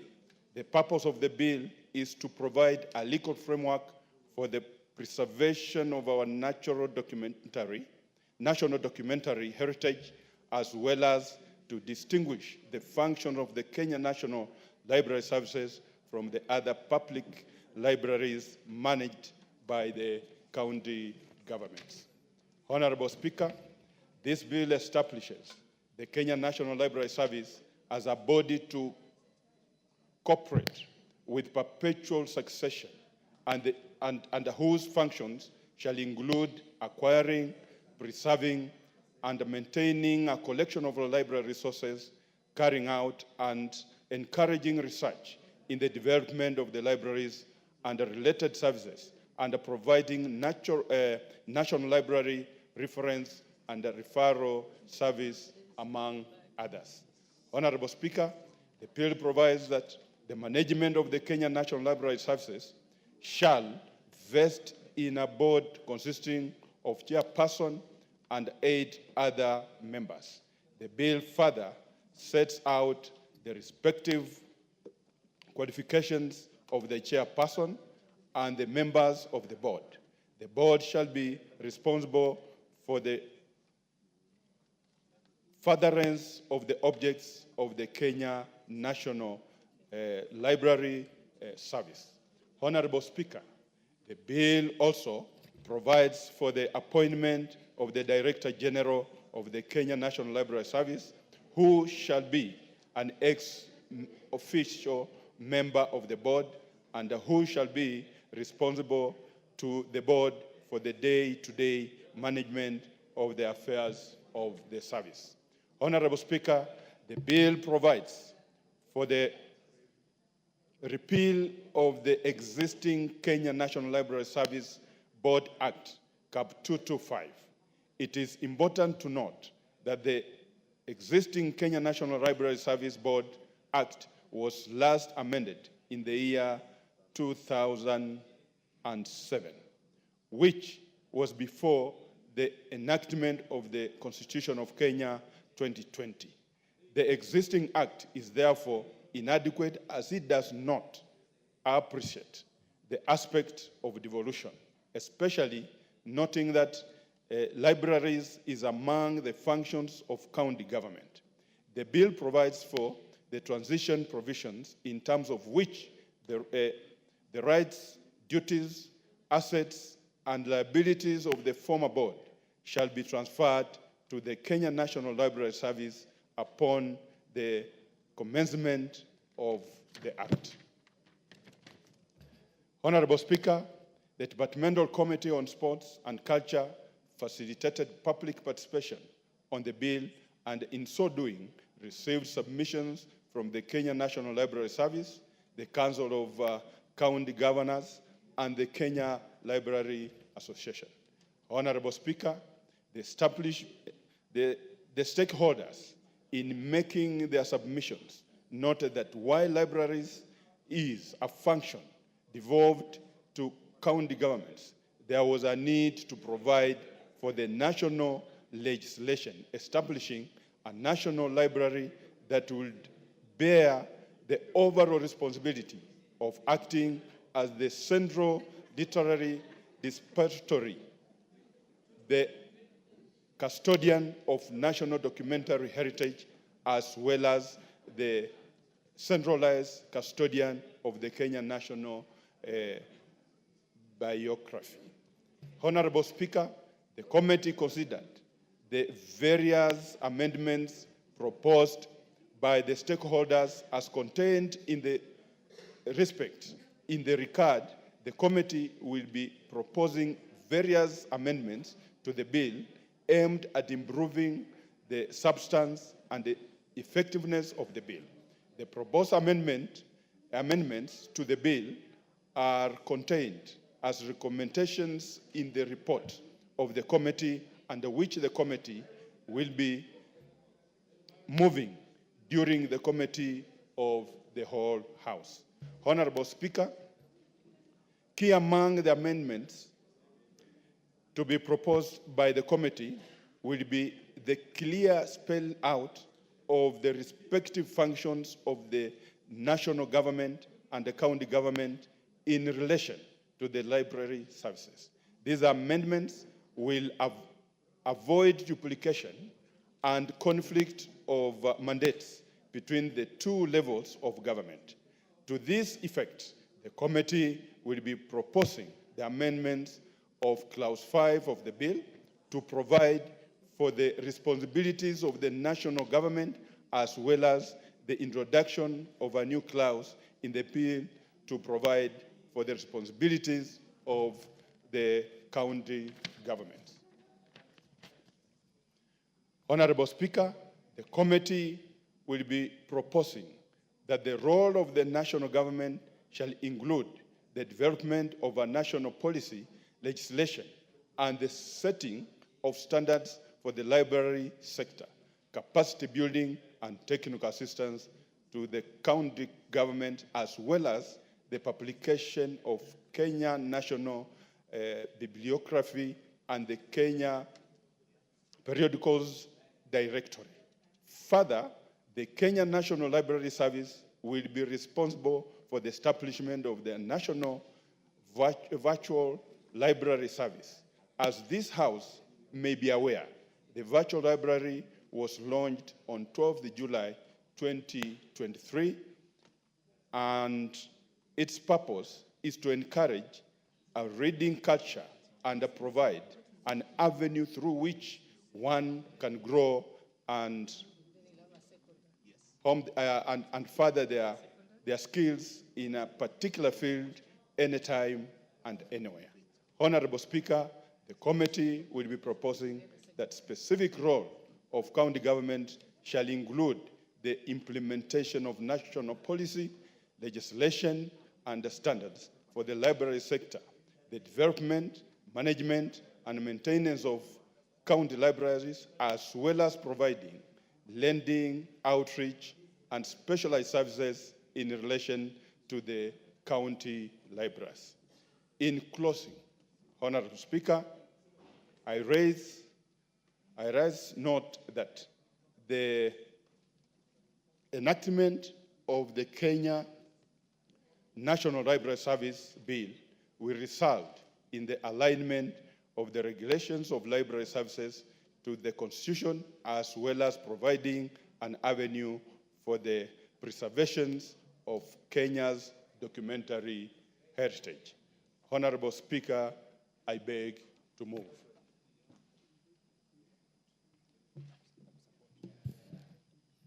Have a seconder?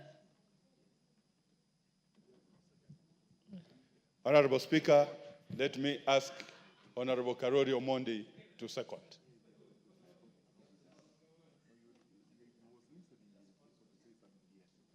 Thank you very much, Honorable Speaker, and thank you very much, Honorable Chairperson. I take great pleasure in seconding this particular bill. Honorable Speaker, if the House will recall, some counties inherited public libraries that had been constructed by the national government. Other counties did not. And there's a bit of disparity in the capacity within each county to offer library services. This bill, by setting up the Kenya National Library Service, will have one institution with the capacity to help and develop harmonized national policy on national libraries or county libraries, as well as setting their standards and promoting capacity building and offering technical assistance to the various county governments.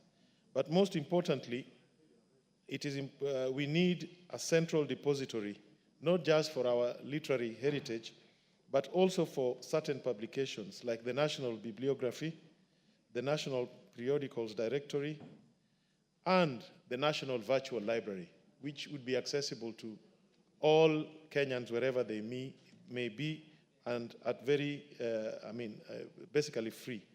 And also, we need a central service that can interface with international partners or international organizations to help the counties access other library services.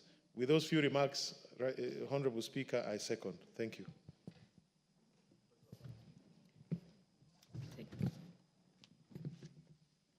Honorable members, I now propose the question that the Kenya National Library Service Bill, National Assembly Bill number 20 of 2023 be read a second time.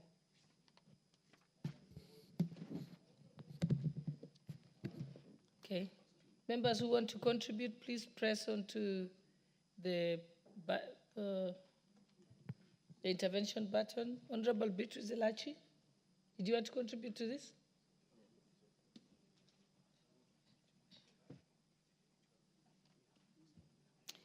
Thank you, Madam Speaker. Madam Speaker, I rise to support this bill.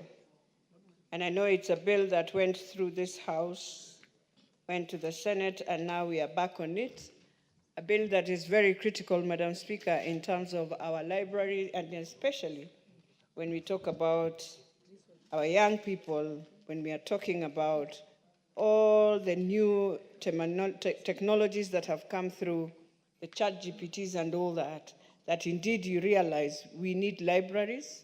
It's a function, yes, that was devolved, but Madam Speaker, when you look at our country, there are many, many functions that we devolved, but I think that needed a lot of processing.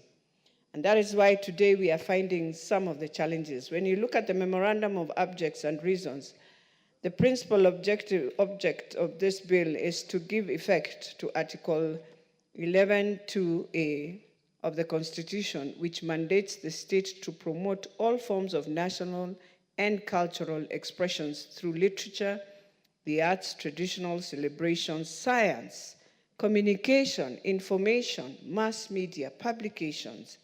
And when you talk of that, Madam Speaker, you realize when we go out of the country, one of the places that they will take you for example, to understand a country is either in a museum or in a library. That you'll find yourself learning so much of that country, the history of that country, than any other place. Today we are saying, Madam Speaker, and I'll tell you, Nairobi, we are lucky. We have a team of young women who took over Macmillan Library, and I will tell you today they deserve, if there is any recognition that we can do, is to two girls who have carried that library, modified it, changed it into a library that when you walk in, you will appreciate that indeed. And we have students who walk in. They've done another one in Makongeni, Madam Speaker. For us in Dagoretti North, Madam Speaker, we had learned of a resource center.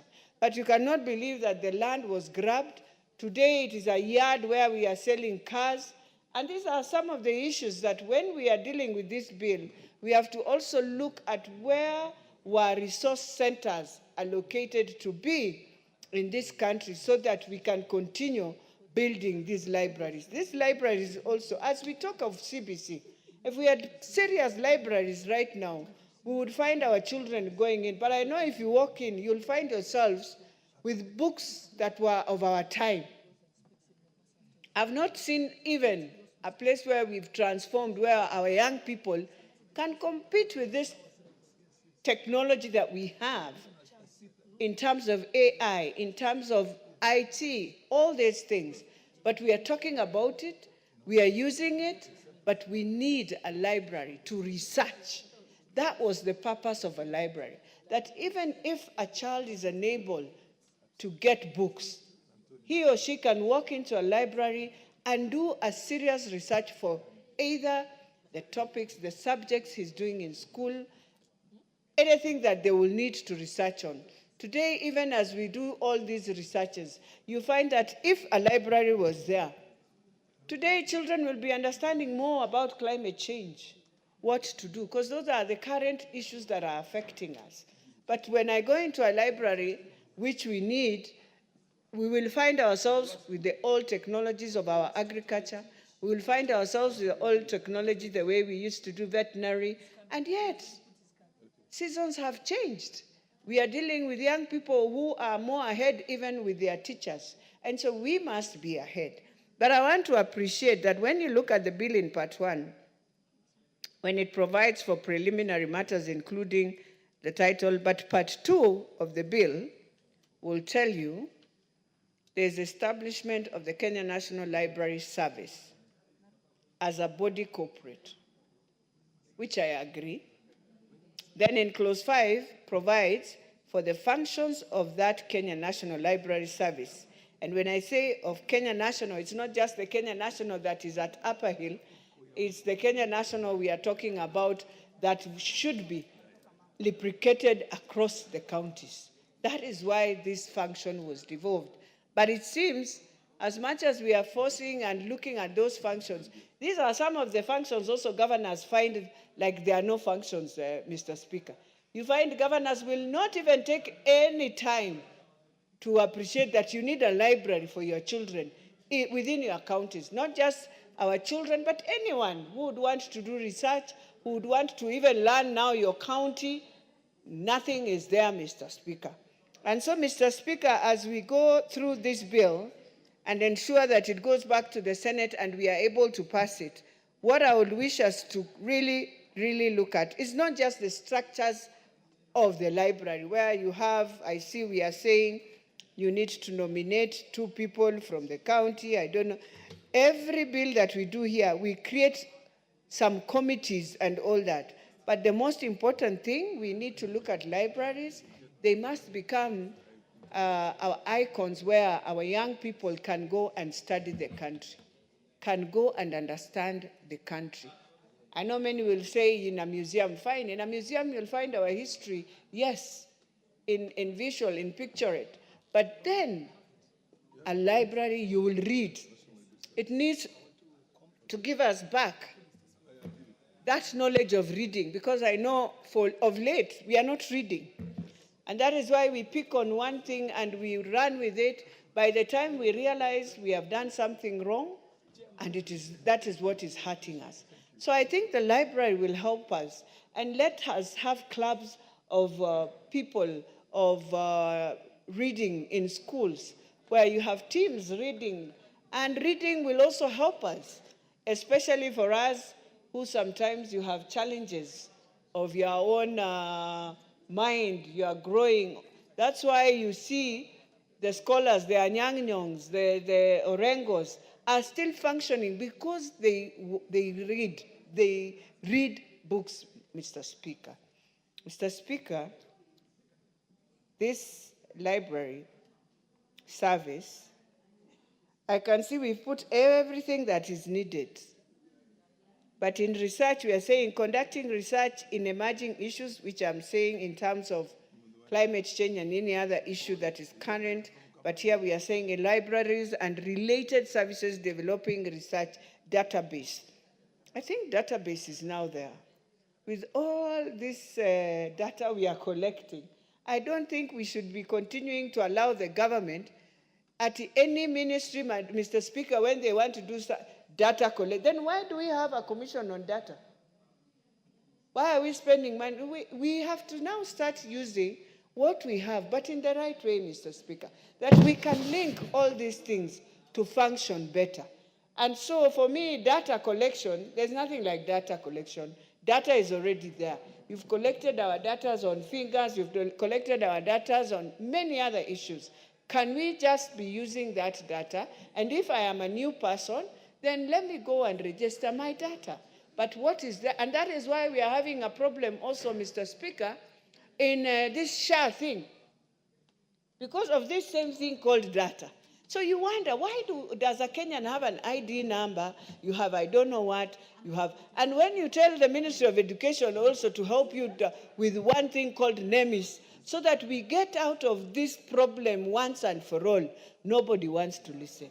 If SHA would have told us that we are able to use a system that they've put in, we integrate everything, the better, then nobody will be complaining, Mr. Speaker. So as we do these libraries, let us not put in things that already we have systems that are functioning.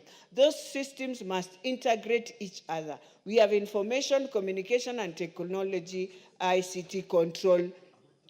Fine, you want to integrate in library services, integrate it across the country. It means we need 47 counties to have a library. So, Mr. Speaker, as I support, I think it is time. Let us use our resources as we know the challenges we are facing. Let us not spend extravagance in every sector. We just put some. And these committees we are putting, we must ask ourselves whether they are viable, because nowadays many things you can just do using technology. We don't really need to all the time have committees to function so that something can function. With those few remarks, I beg to support. The Honorable Mazamzam, followed by MP for Wajir North, Sani. Zamzam Chimba. Asante sana Mheshimiwa Spika. Na mimi niweze kuchangia kwenye mswada ambao umeletwa bungeni leo Mheshimiwa Spika. Mheshimiwa Spika, wakati wetu kama tunakuwa Mheshimiwa Spika, ilikuwa tuna library sehemu moja ambayo ilikuwa tukiita Kenya National Library Services Mheshimiwa Spika. Mheshimiwa Spika, wakati hizo watoto tulikuwa tunapata muda hata kama hatuna vitabu nyumbani, lakini kulikuwa na sehemu ambayo tuweza kwenda tukakaa tukasoma tukaboresha elimu yetu Mheshimiwa Spika. Na hata yule mtoto wa kimaskini wa kule chini aweza kupata nafasi, kwa sababu wengine hata taa kuweza kuafford ile taa wanashindwa Mheshimiwa Spika kule nyumbani. Sasa mtoto ilikuwa tunaenda kule library, unapata wakati wako sehemu ambayo ni ya science, sehemu ambayo ni agriculture, sehemu ambayo ni ya home science, sehemu ambayo ni ya arts na nini, ilikuwa tunapata katika library Mheshimiwa Spika. Mimi nataka niseme hivi, sio katika kaunti 47 tu Mheshimiwa peke yake. Hapana Mheshimiwa Spika, ingewekwa mpaka kule kwenye constituency levels, kwa sababu kuna constituencies zingine ziko mbali sana. Mtoto kusafiri kutoka huku kwenda kwingine ni mbali. Kwa hiyo ingekuwa kila mbunge anawezeshwa kuweza kupata library katika constituency yake Mheshimiwa. Isiwe library tu ya kuitwa library Mheshimiwa, iwe ni library ambayo imefadhiliwa na vitabu vya kutosha, iwe imewekwa computers, iwe imewekwa kila kitu ambacho kinahitajika kwa mwanafunzi kuweza kujikwamua na kupata elimu Mheshimiwa Spika. Mheshimiwa Spika, watoto wetu hasa wakati wa likizo unapata watoto wanaingia kwenye kamari, watoto wanaingia kwenye madisco, watoto wanaingia sehemu ambazo si nzuri Mheshimiwa Spika. Kwa hiyo ikiwa kama wanaweza kupelekewa haya mahabara kule mashinani Mheshimiwa Spika, wakawa wanaweza kujifunza na kujituma kwa kutumia zile library Mheshimiwa Spika, hata ile hadhi ya elimu Mheshimiwa Spika tutapata inapanda juu Mheshimiwa Spika. Lakini kila kitu ambacho kinapangwa na serikali lazima kiwe na mpangilio mzuri wa kuweza kukimiliki vizuri, wa kuweza kukiendesha vizuri, ili watoto wetu wakitaka kupata pale faida Mheshimiwa Spika, kusiwe na changamoto Mheshimiwa Spika. Na Mheshimiwa Spika, mambo mengi sana yanatendeka katika vijiji, na kuna famili nyingi sana ambao ni maskini hawawezi wakanunua vitabu. Na Kenya kwa wakati huu sisi tunataka watoto wetu wajitume, wafanye research, wajue hili na lile. Juzi tumezungumzia hapa mambo ya Konza ambao ilikuwa na wakileta mambo ya kufanya zile digital hubs Mheshimiwa Spika, kwa sababu tunataka ienee Kenya nzima Mheshimiwa Spika. Watoto wetu, vijana wetu wapate mwanya wa kuweza kujituma Mheshimiwa Spika, na kujiweka katika mfumo wa elimu ambao si kutegemea tu mwalimu darasani peke yake Mheshimiwa Spika, ila wanaweza kuingia katika library wakaweza kujiboresha katika elimu Mheshimiwa Spika. Juzi mimi nimeletewa barua na skuli tofauti ndani ya Mombasa County Mheshimiwa Spika. Ingine nimeona ilikuwa Jomvu Secondary School, Jomvu Girls, wameomba kujengewa library Mheshimiwa Spika, kwa sababu hii ni sehemu ambayo wanahitaji sana.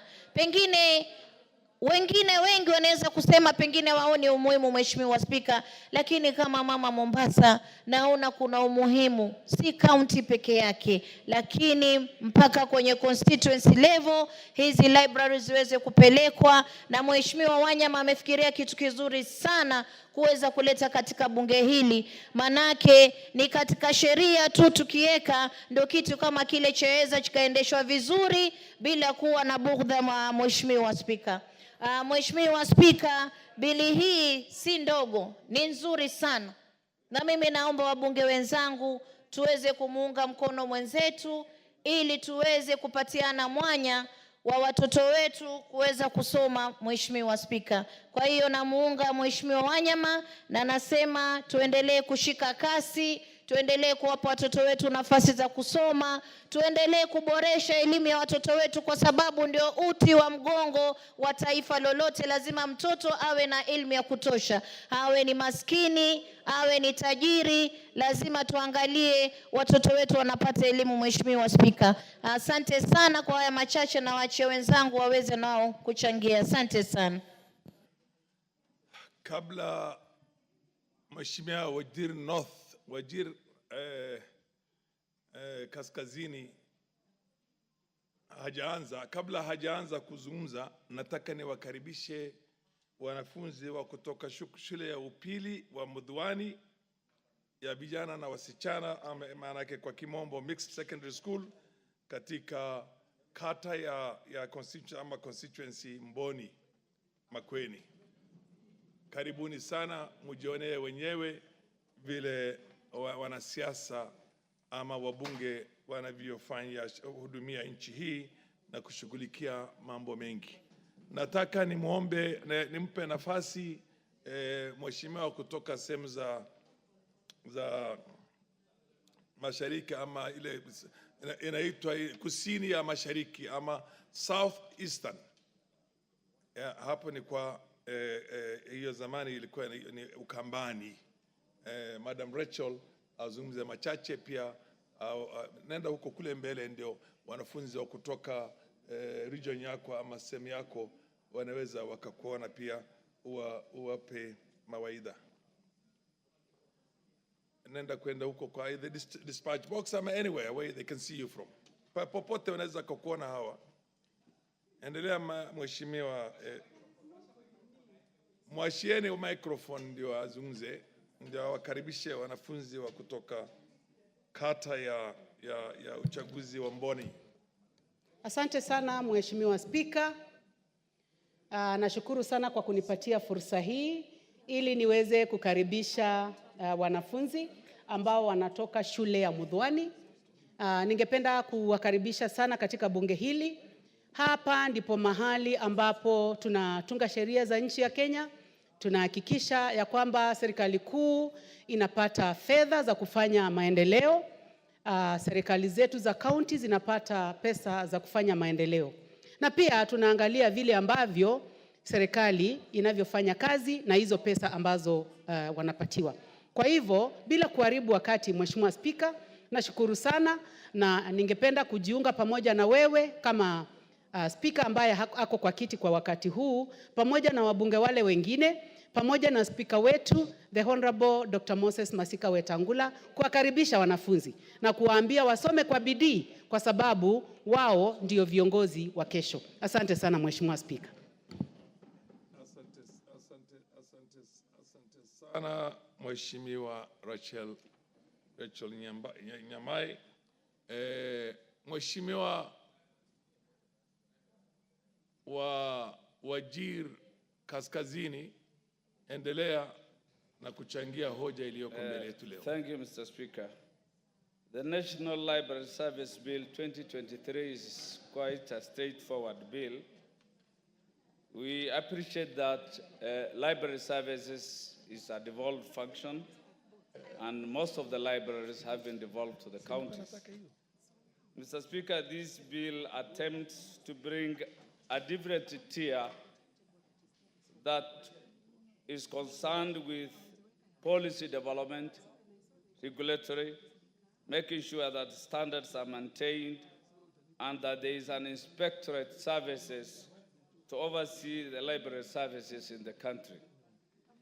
Mr. Speaker, library services are quite an important thing all over in the world.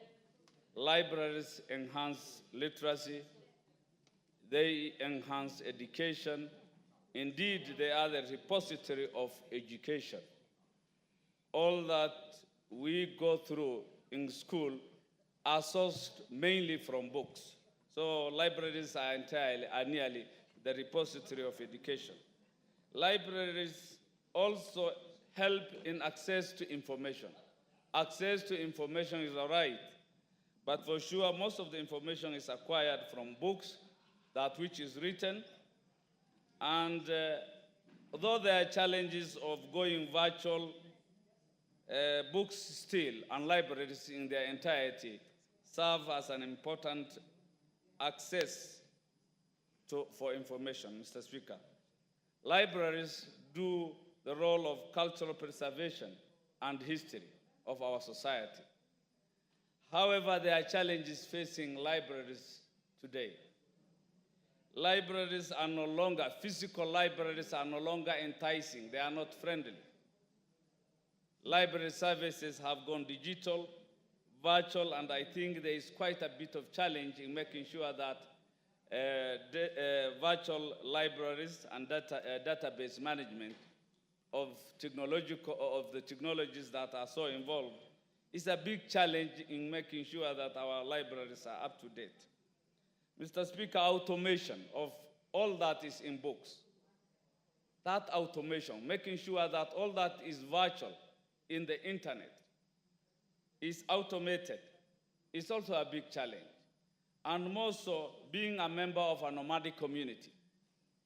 How do pastoralist communities take advantage of library services is a big concern.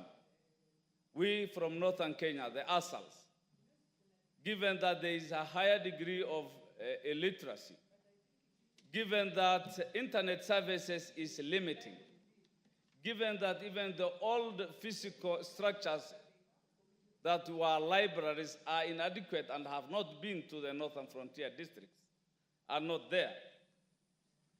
So how will library services reach the nomadic communities? How can it go in tandem with the livelihood of pastoralists? Pastoralists are Kenyans. They are entitled to every right that is also available to the resident ones.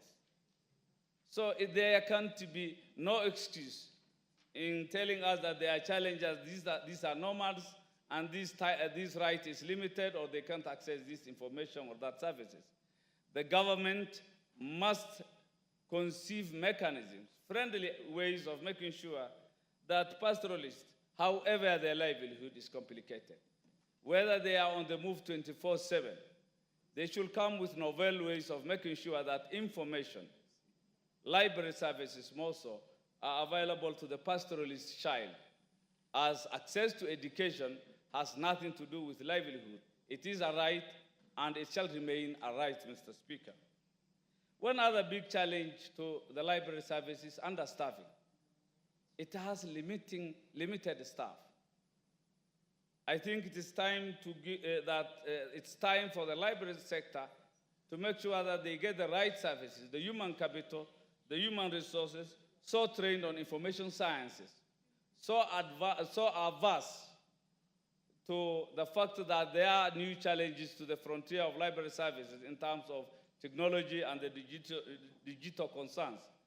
Those are the skills so required to make sure that there is the right manpower to manage library services, be they at the county level or the one that is being envisaged to be developed at the urban centers at the national level, Mr. Speaker. One other big challenge is the quality of information and material in the libraries. Mr. Speaker, what you will find in the libraries today is as old as Shakespeare. Books of Shakespeare, old books. Education has been transforming daily, monthly, annually. Things have been changing. The world is changing rapidly, so fast. And yet you see all we have in our libraries are old information, outdated information. Scientific concepts that have been overtaken are still there. I think there is need to make sure that those old books, in as much as they are also required for purposes of reference, to at least showcase that there is a trajectory from point A to a new development. But still we need new books. We need to equip our libraries with new books to make sure that new facts, new advances are brought to the fore for our children to take advantage of them. Authenticity is a big concern in our library services. The social media has complicated issues that anything can go viral, and people will take it as information, and as Wikipedia has become a kind of, even in the universities, there is the mistake of quoting Wikipedia as an authority. That's a big challenge. Anybody under a tree can go to Google and put all information on the internet. So I think in as much as we are managing our library services, there must be stringent standards, concerns to make sure that all that is available virtually, should there be any, is authentic, genuine, and protected, Mr. Speaker. The bill seeks to establish national libraries at the urban centers. In as much as it is devolved, I can at least see there's an attempt to establish a national library managed by the national government in the main cities of the country. It's welcome. They will serve as model libraries for those that are devolved. They will be a resource center. They will provide the requisite backup for what is devolved. As we know, our devolved units are still they have problems, they have challenges, and it will take time for them to stabilize and make sure that they deliver as is expected of them. Finally, Mr. Speaker, devolution means taking services to the people at the lowest level. Even for those devolved functions at the county level, it doesn't mean devolving things to county headquarters. One of the principles of devolution is to make sure that progressively things are devolved to the lowest level so that all citizens can access services. From Wajir County,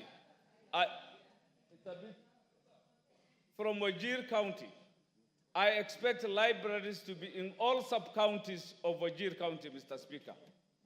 I know there is a library in Butte, though dysfunctional and not in good state. I look forward to a situation when we will have a library in Buna sub-county, in Korondile sub-county, in Eldar sub-county, and all the sub-counties. It doesn't mean the fact that things have been devolved. They will still be centralized at the county headquarters. We are making a big mistake that devolution means taking things to county headquarters only. Devolution means cascading these things to the lowest of the low. The remotest areas should be able to access this service. Without much ado, I support the bill, Mr. Speaker. Thank you.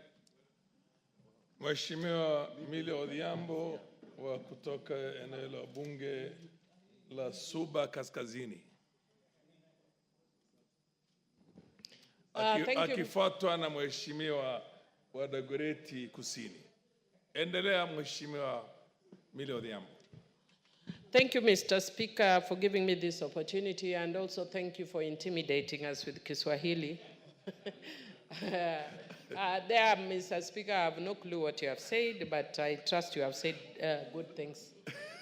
Having said so, Mr. Speaker, I just want to thank the mover for clarifying that this bill was... Mheshimiwa wa Dagoretti Kusini anataka kukupasha habari. Umekubali? Nimekubali.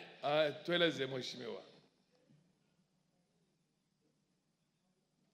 Mr. Speaker, it is just a point of information because the Honorable Millie Odhiambo, a very accomplished member of this House, says that she might not have understood what you said in Swahili. It would be important, Mr. Speaker, for me to even understand, because one of the requirements of any member to be in this House is a proficiency in English and in Kiswahili. And more importantly, for members who even came here earlier than us. And I remember when the elections of 2007 or 2013, when the Honorable Millie was coming to this House, that was the only requirement, even before the degrees requirement. Mr. Speaker, I'd like to establish whether the Honorable Millie Odhiambo was able to pass that test. For your information, she has been here from the 10th Parliament non-stop. She first came into this Parliament as a nominated MP in the 10th Parliament, and she has been elected since, and she's still there. raising my concern even further, Mr. Speaker. Atatueleza kwa nini hakufanya bidii la Thank you, Mr. Speaker. Though that's not a point of information, that is seeking clarification. And I want to assure my brother that yes, I passed the proficiency test for Kiswahili of Kenya, not the Tanzanian one that the Speaker is talking. The Speaker has just spoken the Tanzanian Kiswahili. The Kenyan one of Tafadhali Pata Chunga, that one I can manage, Mr. Speaker. But those conquans, Mr. Speaker, I cannot manage. Mr. Speaker, having said that, I just want to say I support and thank the mover for clarifying that this bill was before the House in the last Parliament because it was looking extremely familiar. And I discovered, Mr. Speaker, that I'd actually given a lot of input and even proposed amendments. And I've seen that some of my amendments were carried, and I'm very appreciative, even though the others that were not picked.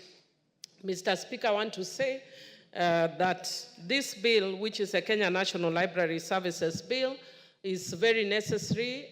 Post-2010, Mr. Speaker, library services have been devolved, and I want to agree with the members that are saying that the fact that it has been devolved does not mean that library should only be at the county levels. And Mr. Speaker, even at those county levels, we don't have libraries of a standard that would actually equalize what we'd be considering a library that should be in those counties. Mr. Speaker, in Homa Bay, for instance, there was a library that was promoted by Honorable Mama Ida Odinga, a very excellent library at Ogande Girls, and which is almost complete.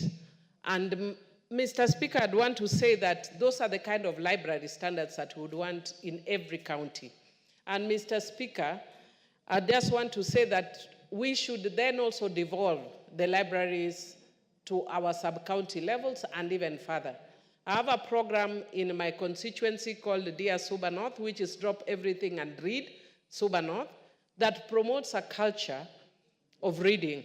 And it's just that our CDF resources are less, but I'd hoped to even set up a mobile library using the boat that moves in the 7 islands of Suba North. We have 7 islands in Suba North that would move in the 7 islands to promote reading as a culture. I am an avid reader, but I'm also a writer, Mr. Speaker. I've only last week launched one of my books, Rig or Be Rigged. Currently, I'm concurrently writing 6 other books. I am a very passionate reader and writer. And Mr. Speaker, that is why, and the reason why I do this is because I know reading has actually enabled me to be who I am. I was lucky to have a mother who went to school at a time when women didn't go to school. And my mother encouraged a reading culture in our household. And because of that, most of us, even though she was a widow with 8 children, in fact, almost all of us went up to university, despite the fact that she was a widow, because she encouraged a reading culture in our lives. And I know that through digitization, which I actually proposed certain amendments in the earlier bill, through digitization, we have, or we can open up the world and get more information and get opportunities, Mr. Speaker. Mr. Speaker, I'm actually trying to open my computer and my computer doesn't recognize me. Now this is the challenge of digitization. How can my own computer not recognize my finger? Oh, there. And not recognize my face. Mr. Speaker. Mheshimiwa Gogo, Dr. Gogo, anataka kukupasha ujumbe. Mr. Speaker, only if they will compensate my time, or you'll compensate my time taken by KJ and Dr. Gogo, I don't mind being informed. That we are dealing with library services, which is about information. So I'm okay being informed, okay. Yes. And she's a PhD doctor, so she's learned. Thank you so much, Honorable Speaker. And I wanted to inform my sister not to forget her promise to donate books of Rig or Be Rigged to Rangwe constituency, which she just recently launched, and I wanted to celebrate her on that. But I wanted you to just to inform you so that it goes on record that I'm able to follow you. Thank you. Thank you, Mr. Speaker. Indeed, I will not only give donate to Rangwe the book Rig or Berig, but I will also donate the book Rough Silk by Deborah Tendo, an amazing book, and I want to thank Kenyans for having this culture of writing and telling stories and speaking the unspoken that people have never spoken about. And so I will donate to your constituency the books, and we can twin and do a competition and our Dear Suba North program, where we have a spelling bee competition to encourage that reading culture. We must make sure that our young people are not just experts in Ohangla. Mr. Speaker, I'm an excellent dancer, but when I was in my constituency recently with Honorable Joyce Bensouda, I told the young girls that life is not just about dancing, because there's a growing culture that young people now think the only thing that we can do is dance weekend to weekend. That dancing is basically to make us relax. But the primary thing is we must progress in other areas, including education. Mr. Speaker, I will be proposing amendments, which I know I proposed in the last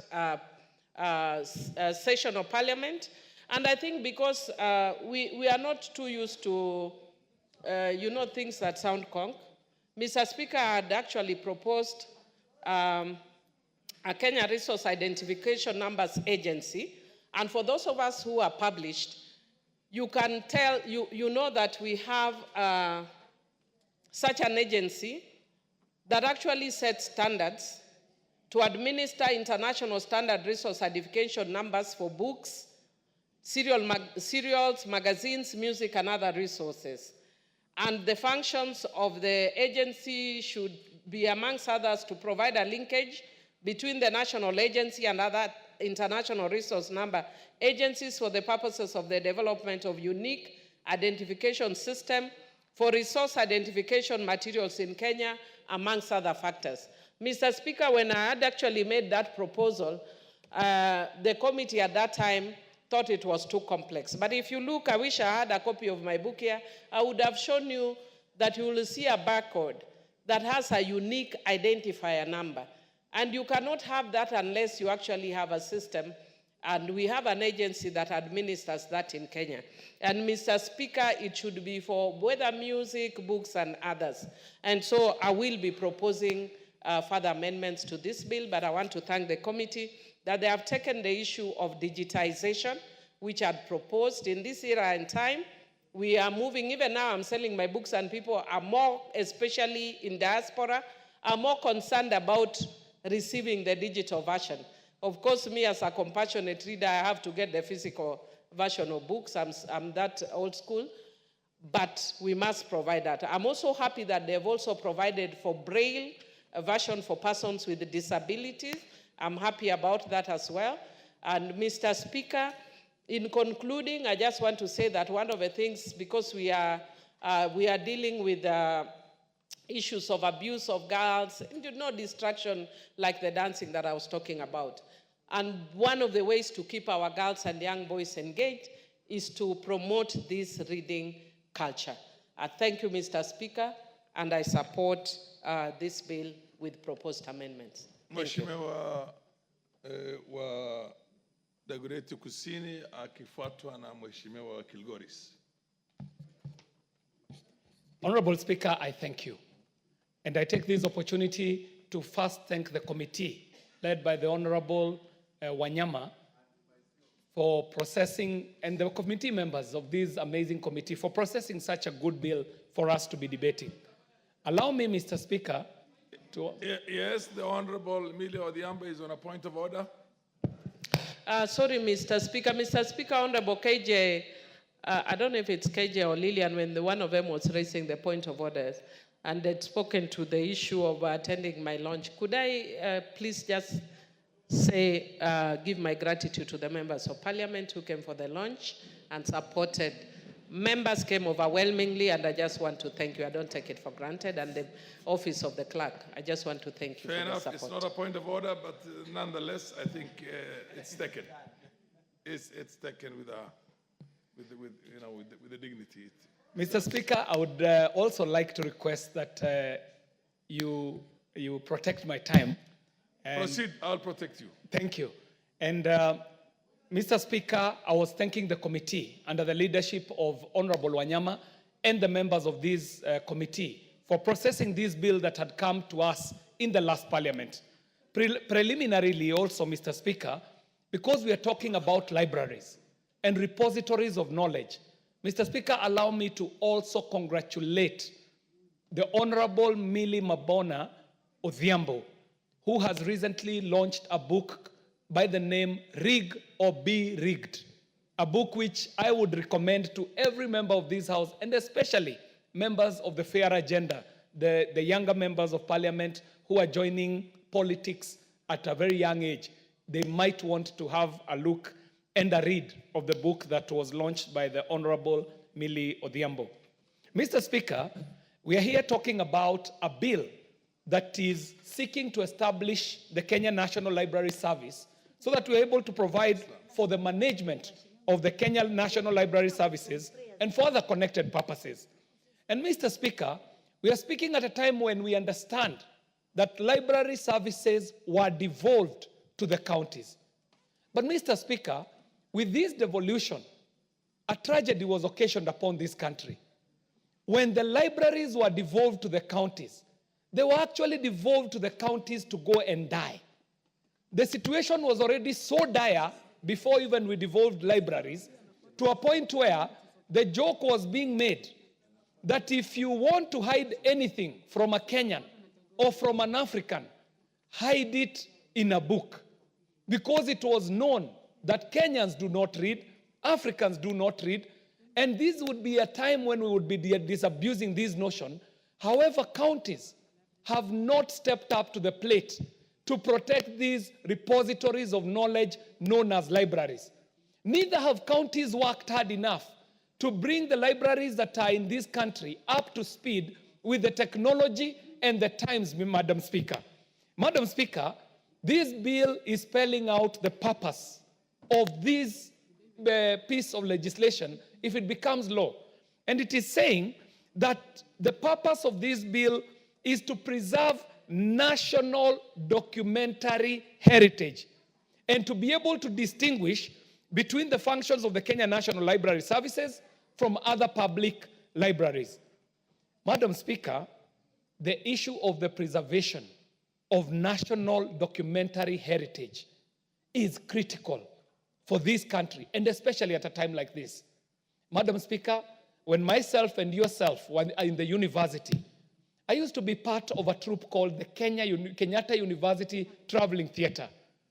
And it ended up giving birth to a show known as Ridiculous, which ended up being one of the most watched shows in Kenya's history. And at that time, it was billed as the most watched show at that time in East and Central Africa. And what I learned then, Madam Speaker, is that with every production that we made, there were people who were seeking out the content for preservation. One of such people is the Library of Congress in the United States of America.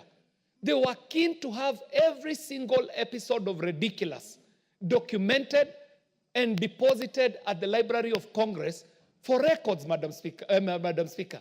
You can imagine that if I wanted Ridiculous today, I might not get it in any of the Kenyan libraries, Madam Speaker. It tells you what tragedy we have gotten into with these libraries, Madam Speaker. But even more importantly, Madam Speaker, we are in what is being called the 4IR, the Fourth Industrial Revolution, which shall be driven by data. But as we speak today, the situation of data representation is in such a way that we might be walking back to the era that we were in times of colonization and in the times of slave trade, where the extractive economy was the order of the day. Knowledge being extracted from this continent and being imported to other places, so that if you look at London today, look at New York, look at big cities in the East, these are cities that have been built on the back the blood, the sweat, and the tears of the African, Madam Speaker.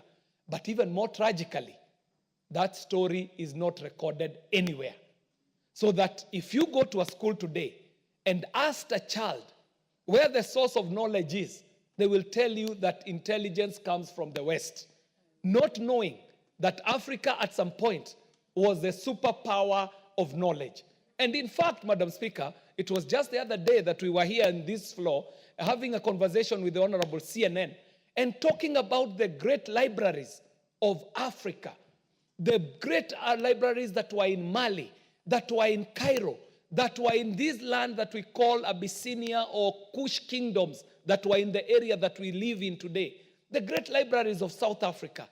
Madam Speaker, generations that will come after us might never know that the idea of the library was actually birthed in Africa, that technology was birthed in Africa, because that big gap exists. So, Madam Speaker, what this committee has done is a great service, not only to our country, not only to the Kenya National Library Services, but also to this continent, for that one purpose of the preservation of national documentary heritage.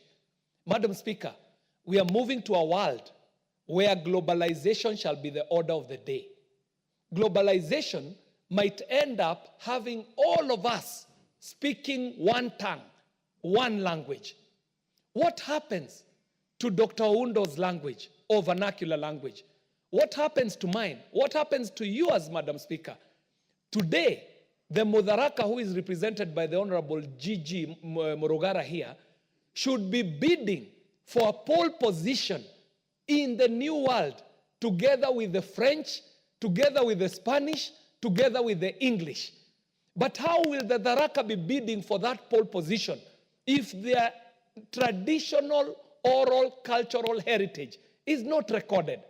So, Madam Speaker, I'm very concerned about the functions that have been listed here, and more especially because of a function listed here in clause 5B, where they say that the functions of the Kenya National Library Service shall be to acquire, preserve, and maintain a collection of library resources, including books produced within Kenya, and such other material and sources of knowledge necessary for a comprehensive national bibliography.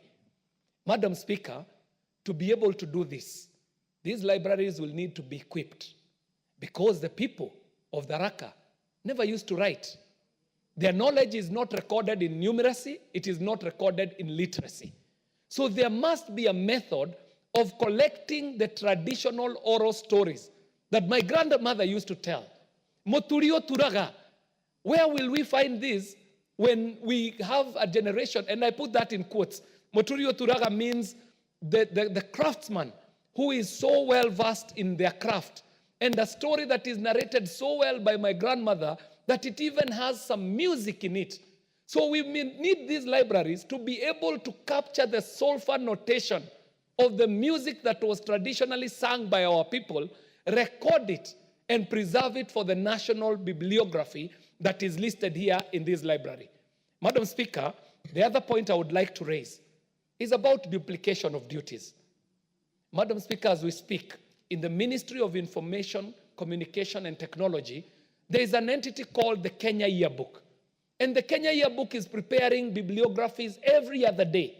So there might be a synergy between the Kenya National Library Services and other entities who are aiming to do the same as what the Kenya National Library is doing. And Madam Speaker, the world of the future will depend on collaborations. Not a single individual or department or agency will be able to stand on its own like an island. Each collaborative effort shall work towards attaining the aspirations of this bill. Madam Speaker, I stand to support, and when it comes to the third reading, Madam Speaker, the amendments that some of us would be willing to put into this bill so that we fortify it, because it is a good bill. Madam Speaker, I support and I thank you. Thank you very much. Thank you very much, Honorable KJ.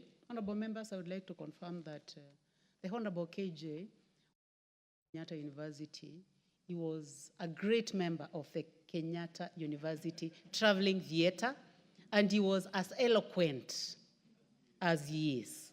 And I would like to say that KJ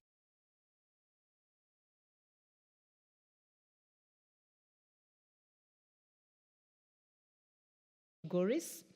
So you may proceed, the Honorable Sonkuli. Madam Speaker, thank you very much for this opportunity. Speaking after very eloquent members, as you have confirmed, the Honorable KJ, and before him, Honorable Billy Odhiambo. Madam Speaker, I think last week or so, we debated a motion which was brought by the Honorable KJ. And this was to do with museums that had a tilt towards science. This bill, of course, is a general library issue. And I'm in the health committee, and most of the people in that committee are people whose mentality is science. Unfortunately for me, I am actually an arts person. And, Madam Speaker, I support this bill by the Honorable Wanyama. But while I support, I also lament that we are doing two things that are opposite. One, we are establishing a library service that is national, and then at the same time, we have devolved the libraries. And I totally agree with the Honorable KJ that the devolved part of the libraries might not see the light of day if the mentality of governors continues to be what it is now. Because first of all, the reading culture in Kenya has gone down. Then secondly, the way things are done in counties is such that the tangible things are more important than the software. And the libraries are the important part in the preservation of knowledge. Now, this particular bill has in section 5, E, put as one of its purpose, one of these purposes as promote reading for knowledge, information, and enjoyment through the stimulation of public interest books, blah, blah, blah. Madam Speaker, when I was growing up, we were reading textbooks, but not in the same way that the students now read. Nowadays, students are glued to reading what they call set books. For us, thanks to one great man called what was the name again of the Heinemann boss, they set up a series of books called African Writers Series, where the African writers actually were promoted deliberately to write their books. And that's where in Kenya, you got people like Francis Mbuga, you got people like Meja Mwangi, and of course the pioneers of it were Ngugi wa Thiong'o, although really I think the readable books of Ngugi were when he was called James Ngugi. The rest he wrote back to reading. And that is good. But let us also use this purpose of the library to deliberately promote our young people to write creative literature, novels, fiction, because that also helps them in a great deal. And the work of this library will therefore be to promote them, but also to create a space where these things are seen, where they are read. And I will look forward to a situation where I can have a library in Kilgoris. And therefore, the CDF should be coached in such a way that it can actually enable the promotion of libraries within our constituencies. But at the national level, we need this as a grand plan. We need a good library in Kisumu. We need a good library in Eldoret, in Nakuru, in Mombasa, in the big cities, so that people can go there to actually celebrate and read and take readership into account. Now I can see Mr. Speaker. And Mr. Speaker, One of the things I had my friend KJ say talk about libraries being equipped. One of the other good things about libraries, if you don't have all the equipment there, if you don't have all the books there, you link to other libraries. In the university, one university in Leicester where I did my master's, I didn't have to get all the books. I just requested the university to link me to their other libraries. And this is important because generally the universities in Kenya should be able to establish good libraries so that you can link, if you are in the National Library Service facility, you can actually connect to the University of Nairobi. My university, the University of Nairobi, has a good library. And we can actually link ourselves to that university. We have to create libraries that link themselves to major libraries. But, Mr. Speaker, I agree. When you look at some of these libraries today, they are very archaic. I actually used to think that we have a wonderful Kenya National Archives until the other day when I sent my researcher to go to get some items there. Mr. Speaker, you will be shocked. We are not running those institutions to the satisfaction of the present, let alone for the future.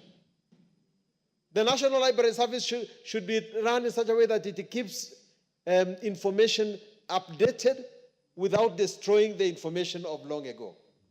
I wanted to know what happened about the migration of the Maasai from Eldoret, because our colleagues in Eldoret do not know that actually that land was ours until just the other day. When I try to get the records, I can't get them. They were there, somebody took them, and you can't find it. So we have to put knowledge in our computers. We have to preserve knowledge in the libraries in such a manner that it will be satisfactory for the future. The establishment of libraries is a good idea.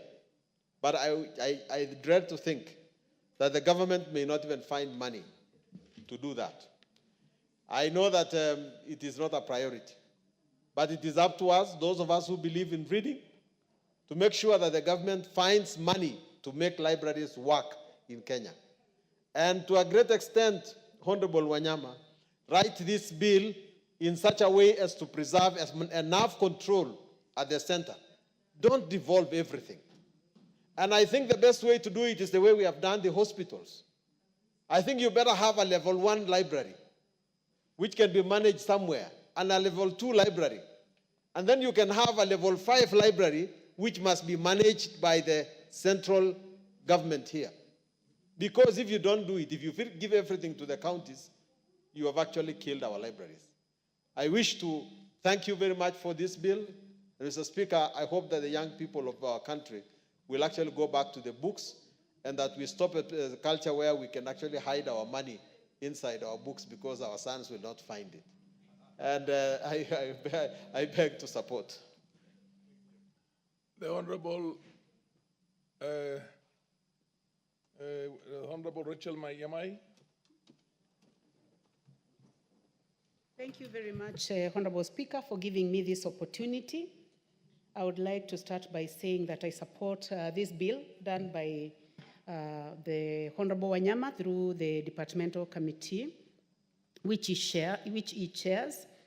And I would like to thank the members, including the members who are in this house, including the Honorable Charles Nguna, who has put a lot of effort in it. And Mr. Speaker, this is a very important bill. And I would like to say that there was a big attempt to make it pass in the 11th Parliament, and it was not completed, and it is here with us again, so that this August House in the 13th Parliament can do it. And now that it is in the level of debate, I believe that it is going to go all the way to the end, so that the many amendments that have been suggested through public participation, which has been done very well, Honorable Speaker, I've been able to go through the report, and I've seen that the committee was able to reach out to stakeholders in this sector, including the Kenya National Libraries, who have given very good suggestions on how this can be done. And I would like to agree with the other members who have spoken before me, including the member for Kilgoris, the Honorable KJ, the Honorable Millie Odhiambo, who are suggesting that let us not just devolve libraries, because we need proper buildings, we need the best human resource, and we need the best level of storage, including both in hard copies and soft copies, including linkages, which is at international level.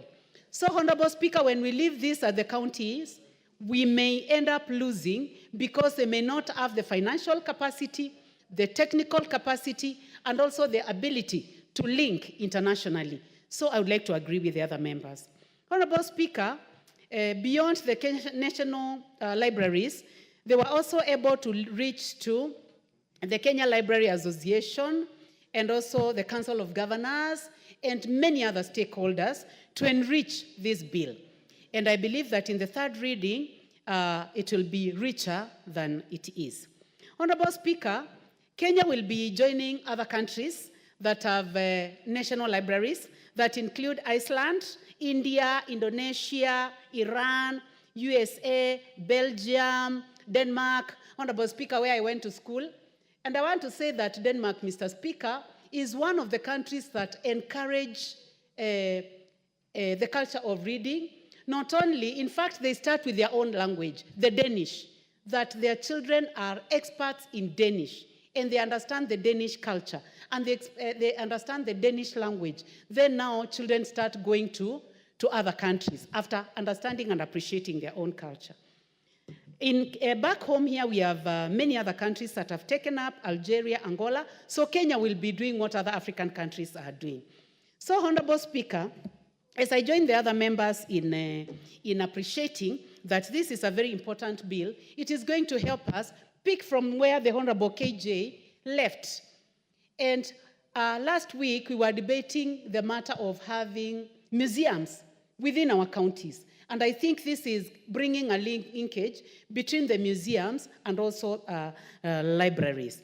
That we are going to have a way of securing books, our journals, our stories, not only in English, but in our native languages, Kiswahili, and then now to English.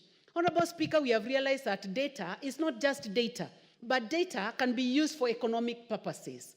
We have seen people who have enriched themselves through storytelling, telling stories in their own language, these stories going to YouTube, being transcribed in other languages, and people making money out of it. So it is not only for preservation of culture, but also for economic value. That we have young people, Honorable Speaker, today, who are highly talented. Mr. Speaker, you should have seen the talent that we had in university. Myself and the Honorable KJ, when we acted, I did not do it the way that the Honorable KJ did, but I was there. Mr. Speaker, I wish I was recorded. I was not recorded the way the Honorable KJ was recorded. Mr. Speaker, was so beautiful. You should have seen me dance. Now that was lost. I wish it was recorded, because now when I try to dance the way I danced when I was university, it does not come out the way it did, but I still try. But Mr. Speaker, if that was recorded, I had a very good figure. I've already lost it. No, we lost. We do not want the young people today to lose it. We want them to be recorded because it will be so encouraging for them to see how they were when they are old, looking back to themselves when they were younger. So, Mr. Speaker, I would like to say that this is a wonderful bill. It's going to be used to not only secure what we have as a country. I keep looking at the carvings from Wamonyo in Ukambani. Who will tell the story of the carvers? We may lose it. Mr. Speaker, who is going to tell us the story of the Kiondo? We've already lost it, Honorable Speaker, because it has been registered by other countries. And now, Kiondo seems to be a story of other people, now coming back to Kenya as a story of other people.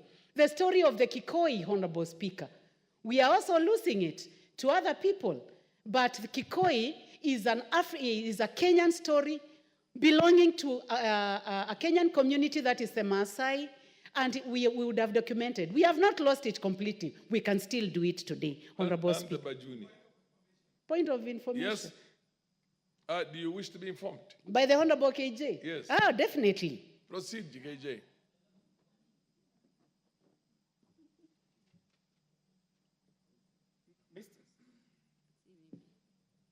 Proceed.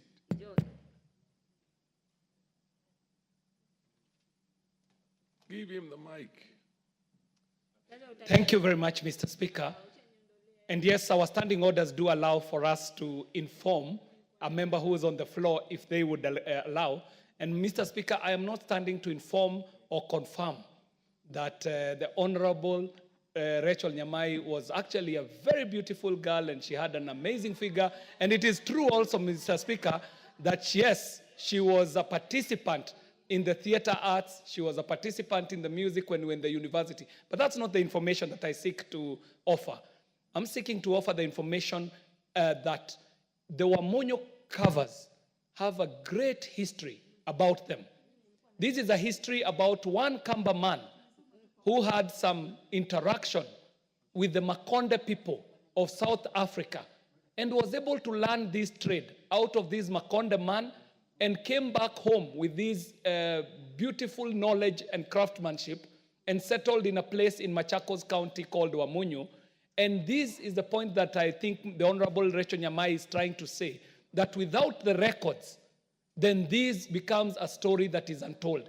And yes, Mr. Speaker, what I needed to say is what I had said when we were contributing to the Science Museum contribution, that if you do not tell your story the way you want to tell it, it shall be told by someone else in a way that you don't want to tell. So I want to confirm, yes, it is true, and inform the Honorable Rachel Nyamai as of the history of the Wamonyo people and the covers. Thank you very much, Mr. Speaker.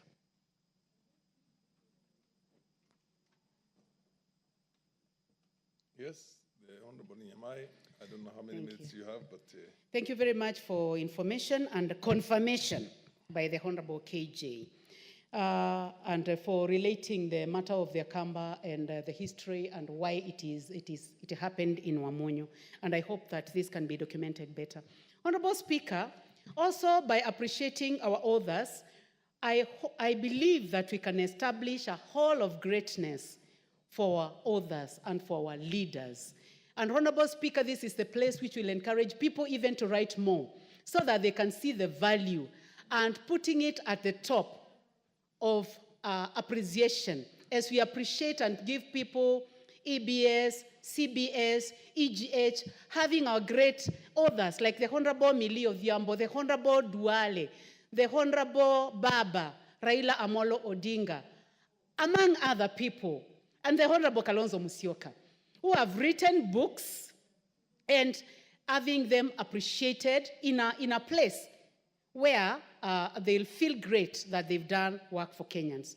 So, Honorable Speaker, I would like to appreciate what Kenyans have been doing. I've been watching a lady called Lily Ngoge. I have problems pronouncing the word Ngoge. Honorable Speaker, because in Kikamba there is no G without N. So when I say Lin Ngoge, Ngoge, it's because I'm trying to pronounce this word Lin. Goge. She has done a wonderful job, Honorable Speaker, trying to document our stories.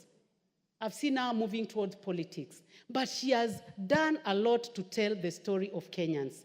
We are sending it out there where it has to go to YouTube, but at the end of the day, they get something done in terms of being paid as Kenyans for producing Kenyan work. And we look forward to having more people like these ones. Honorable Speaker, we would like to see more of collaboration between the originators so that we do not lose the originators, then to the organizers, then to the financiers, in a way that nobody is left behind, such that someone does not come up with a very good story, and then the story goes to the person who is recording, and then you lose it there.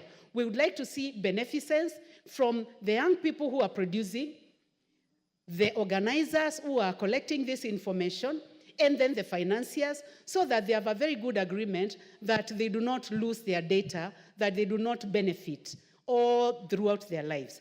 because we have seen a situation where those who benefit are the financiers, and those who started the story are left behind. They are paid peanuts. And then those who benefit are the ones who have the money to put the stories together. So, Honorable Speaker, this is a very good bill, and I look forward to listening to my colleagues as they support it. I support it fully. Thank you, Honorable Speaker, for the opportunity. The Honorable Mishimboko, followed by the Honorable Murugara.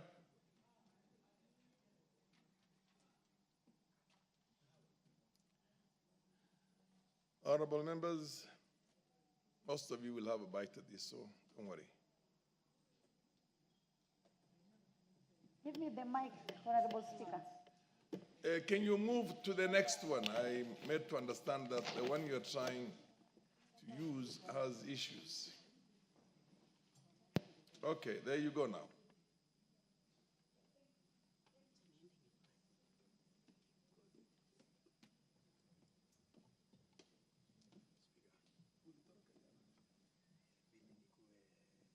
The mic now.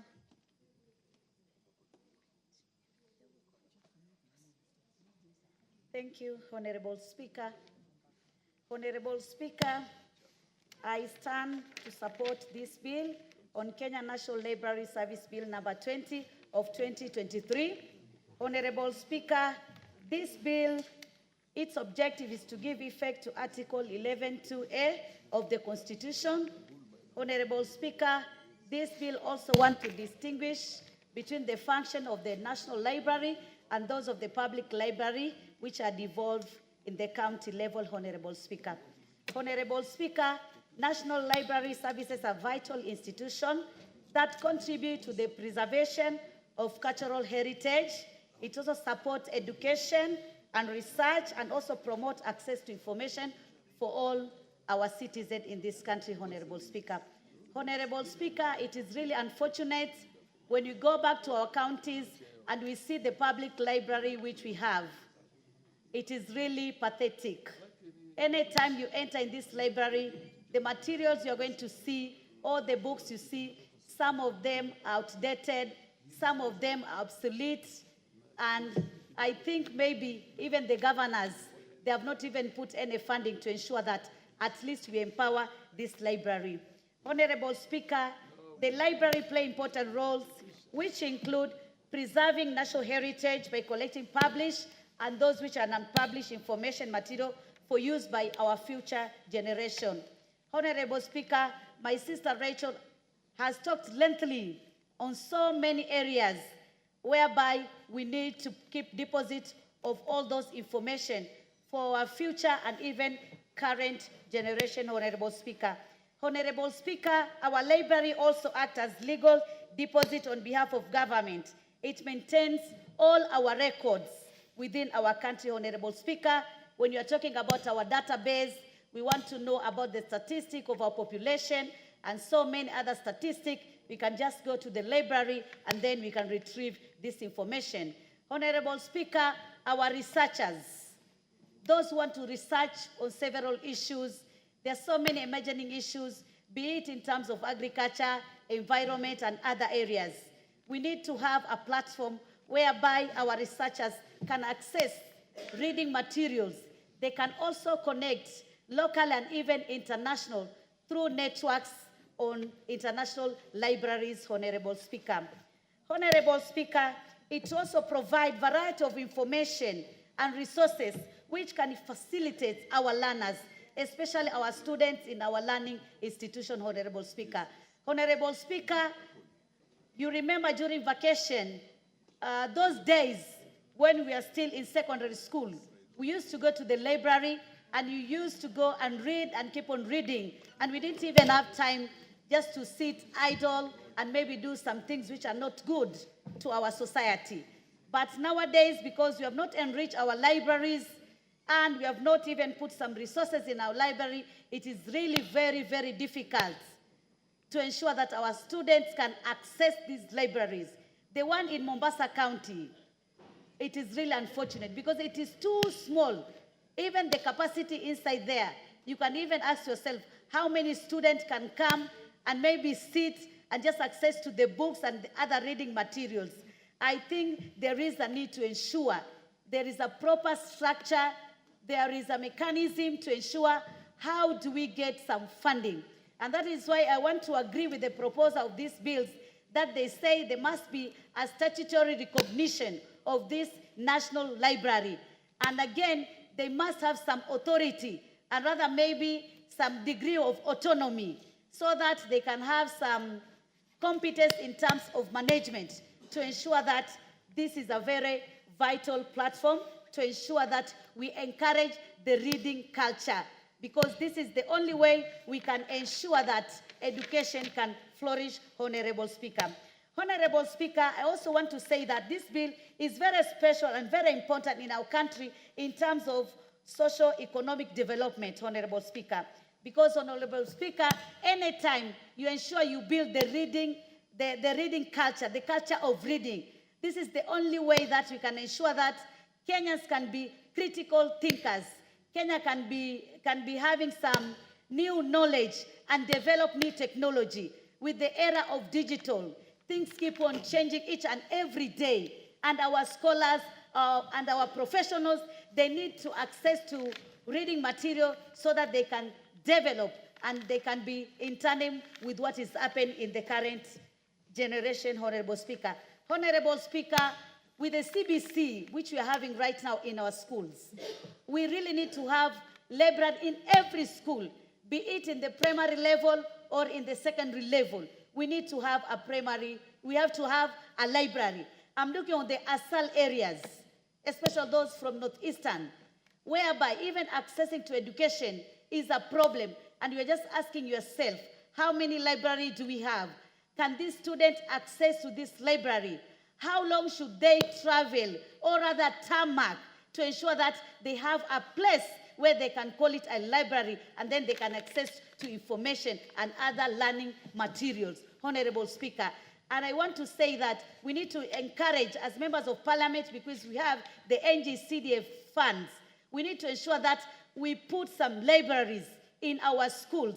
And also we need to have what we call community libraries, because education, or rather knowledge, is not only for those students or our pupils, it's also for Kenyans. Kenyans need to understand what are the emerging issues locally and even international, Honorable Speaker.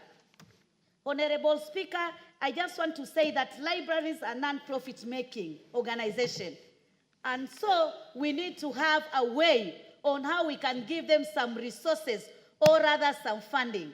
And I don't know whether in our budgeting, anytime we do some budgeting, whether we are putting this as a priority or we are just taking it as just a function without any priority area. I think, Honorable Speaker, it is really high time to ensure that we have resources. And that is why today in this parliament, we launched the e-library. Because library is not only physical, but it's also digital. This is an era of digital. We need to have digital library to ensure that even Kenyans down there, those whom we represent, can understand what is going on in this chamber, what is going on in the committee meetings, how are the members contributing, how are the members representing them. And that is why we say we need to have this digital platform, and then we link them to our website, Honorable Speaker. Honorable Speaker, I also want to say that we are having this, what we call internship programs. And for internship programs, we need these students, some from the university, some from other colleges. They also need to access to adequate materials for them to empower themselves academically, Honorable Speaker. And that is why I say it is very, very important to ensure that we go as per the technology, because technology keep on changing each and every day, Honorable Speaker. We want to ensure that also our National Library can have some networks globally, so that at least our scientists, our entrepreneurs, our innovators can also have a platform where they can converge, discuss, share ideas, and develop some technologies which maybe can assist us in having some solution in the emerging problems which we are encountering in our country, Honorable Speaker. Honorable Speaker, this bill has talked about maintenance of our record. Because when you're talking about maintenance, it means you are keeping it in the form it is. But we also need to say that we have to preserve.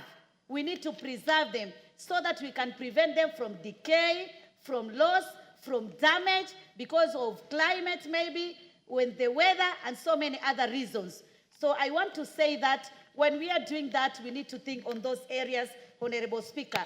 Honorable Speaker, this bill has also talked about putting this library in a good standard. And this standard should be both physical and also through digital. That is what I really want to emphasize, Honorable Speaker, so that we ensure we are going as per the technology, how it is really taking us, Honorable Speaker. Honorable Speaker, I really want to emphasize that we ensure our schools will have this library. I don't know what are we going to do as per NGCDF, that maybe we can put some policy to ensure that at least any school you build as a member of parliament, you need to ensure that you also get a library within that school, so that we ensure all our schools will have some library at the grassroots level. Mheshimiwa, you are not on record now. You've exhausted your 10 minutes. It's Murugara, followed by Eva Bara, and then followed by Madam Ombaka. Thank you. Thank you very much, Mr. Speaker. Mr. Speaker, allow me also to rise and support this bill, a very important bill we debate today. And I begin by thanking the Honorable Daniel Sitati Wanyama, the chairperson of the Departmental Committee on Sports and Culture. Daniel Sitati is not known for many things, but he's a very good sportsman, and he has a famous handshake, which most of us try to avoid as much as we can, because we know him for that. He's also a great sports person. What's your point of order? The MP for, is it Mingi West? Proceed. Yes, Mr. Speaker, I just want to inform my colleague, Honorable Murugara, that Daniel Wanyama is a well-known volleyballer who was the captain of Kenya team during the Olympics, and is famous for sports, because I have done many relay sports, especially Yala games, and he is well known in Parliament for representing Kenya, not only in Kenyan Parliament, but also across East Africa, Mr. Speaker. So I think Daniel Wanyama is a well-known person with many personalities. The chair is going to allow your compliments, but that's not a point of order. Proceed. Brugara. But the compliments, I'm sure, are well taken by Daniel. Thank you very much, Mr. Parliament Speaker. is happy that one of their own has an image outside. Thank you very much, Proceed, Honorable Speaker. Brugara. And thank you very much, Honorable Charles Guna, CNN, for that unsolicited information, because I didn't solicit for it. But thank you very much. Charles Nguna is from Mwingi West, which is not far from Tharaka. In between lies the vast Mwingi North constituency. Then you cross Tana River into Tharaka. I was just giving accolades to the chairperson of the Committee on Sports and Culture, because he's known for several things, the topmost being a great sports person in this republic. And then he has the famous handshake, which not many of the parliamentarians here wish to come into contact with it.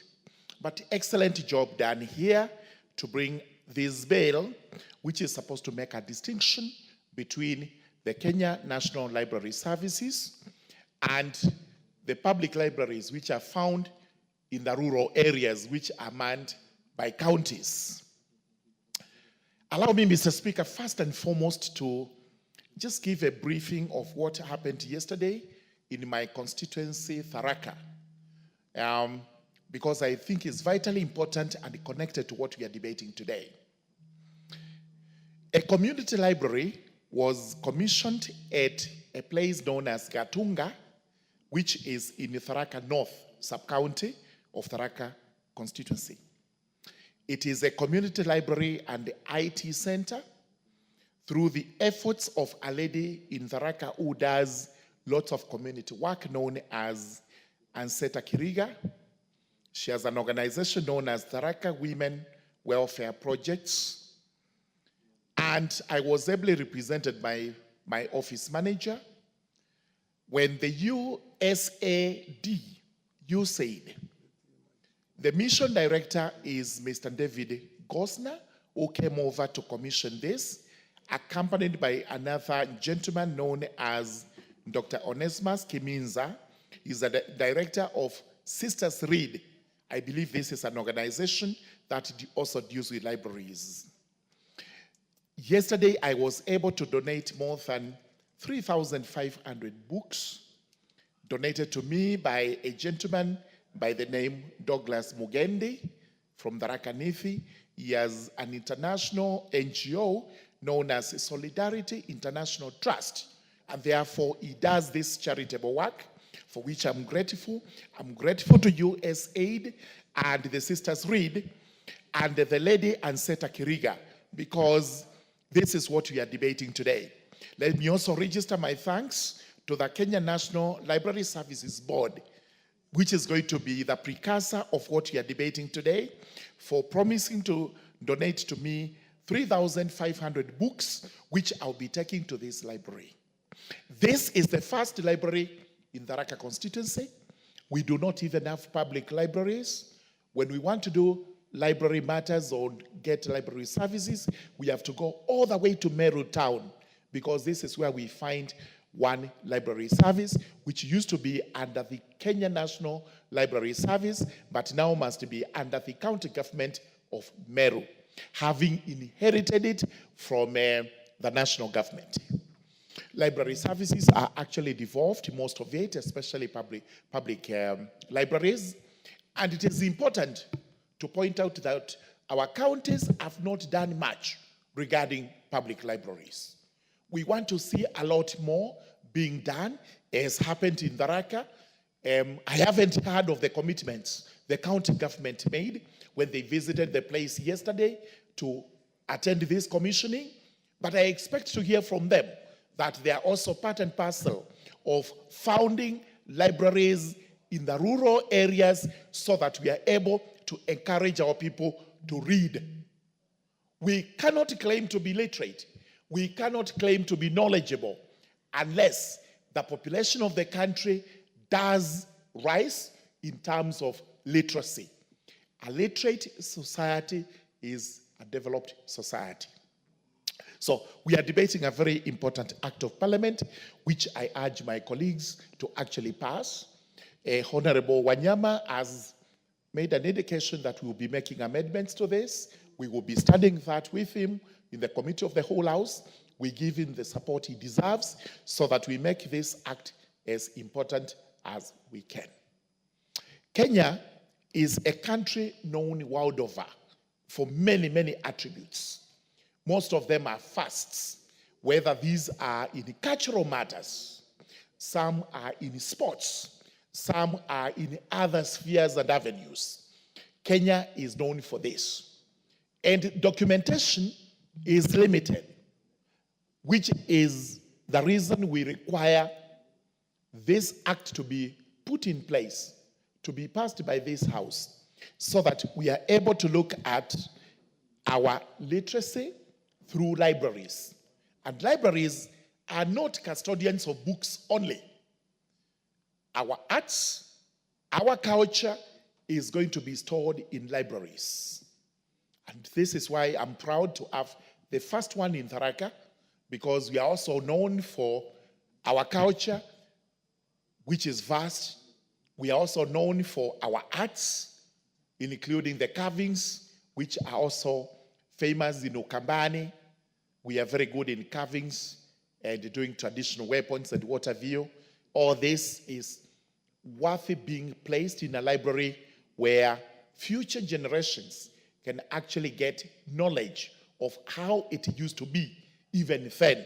Because we are not saying the only education that we should actually be emphasizing on is the Western education. We must also preserve the African education. Much of it is oral from time to time, from generation to generation. However, today we are able to document and record those oral histories into books, which books we can use, which books our future generation can use, and we do not lose what is African. Remember, since the colonialists came, we were made to believe that our culture was primitive. Everything we did was just primitive, and they needed to be discarded with. Whether it was our music, no idea why they were saying our music was primitive. Whether it was our form of education, they were saying, sorry, that does not qualify to be called an education. Whether it was our culture, including our dress, and all that, they told us it was not worth keeping. But look at the Maasai who were able to resist this. Today, they are celebrated world over. You talk about Kenya, and people will tell you Kenya is known for two things, or three things. Let me be frank. The first one is it has excellent wildlife. That goes without gainsay. It has a culture that is preserved through the Maasai. And thirdly, we have sports. Great sportsmen, athletes, name them. They are found in the Republic of Kenya, and those are accolades to actually our chair, Departmental Committee on Culture and Sports, because it contributes immensely into that. If we do not document all this, what is going to happen to us? We will be lost. In Kiswahili, they say, if you lose your culture, you become a slave. So surely we do not want to become slaves to the rest of the world. Let us encourage the culture of having libraries. And especially now that these libraries are devolved, and we have county governments that are spread across the Republic, let libraries go down even up to villages so that people are able to access books, people are able to access cultural practices, and everything else that is beneficial to us. This is a very important act of parliament. It has various provisions. I urge the members to go through, including the fact that it now takes over from the Kenya National Library Service Board. The board is now beginning to be integral part of the act, while the services will be rendered under this act. With those very many remarks, I beg to support. The Honorable Eva Barra, followed by the Honorable Mbaka and the Honorable Dr. Thank you very much, Mr. Speaker, for giving me the opportunity to also contribute to this debate. At onset, Mr. Speaker, I want to support the bill. But before I do that, Mr. Speaker, let me congratulate my sister, Millie, for publishing a very interesting book, and I hope that you have given it an IBSN number so that you're able to promote it on the e-platform, preferably Amazon, so that that knowledge or information is shared across many, many upcoming women politicians, because I know that there are many who look up to you as a trainer of great repute. Congratulations once again. Mr. Speaker, I am happy that this bill is coming at this time, particularly when library services are almost collapsing in the country. We used to see across, there's one big concrete building here, the Kenya National Library Services, and we had them in Kisumu. I used to see one, but somehow they've all kind of disappeared. Mr. Speaker, this bill, as been presented by the chairman, is designed to enhance the governance and operations of the Kenya National Library Services. Mr. Speaker, there are very many positives in this bill, and I want to highlight some of them. Improved governance, Mr. Speaker, the bill seeks to establish a clearer governance structure at the Kenya National Library Services, potentially leading to more effective decision-making and management of the services. Mr. Speaker, we expect to have enhanced services when this bill comes into operation, and also that we will be able to promote literacy and learning. Mr. Speaker, the bill emphasizes the importance of literacy and information access, supporting national educational goals and promoting lifelong learning. Mr. Speaker, we are also looking at allocation of resources, and this may facilitate better allocation and funding to enable libraries to expand their collection and services and also spread throughout the sub-counties in the counties. Mr. Speaker, another positive is community engagement.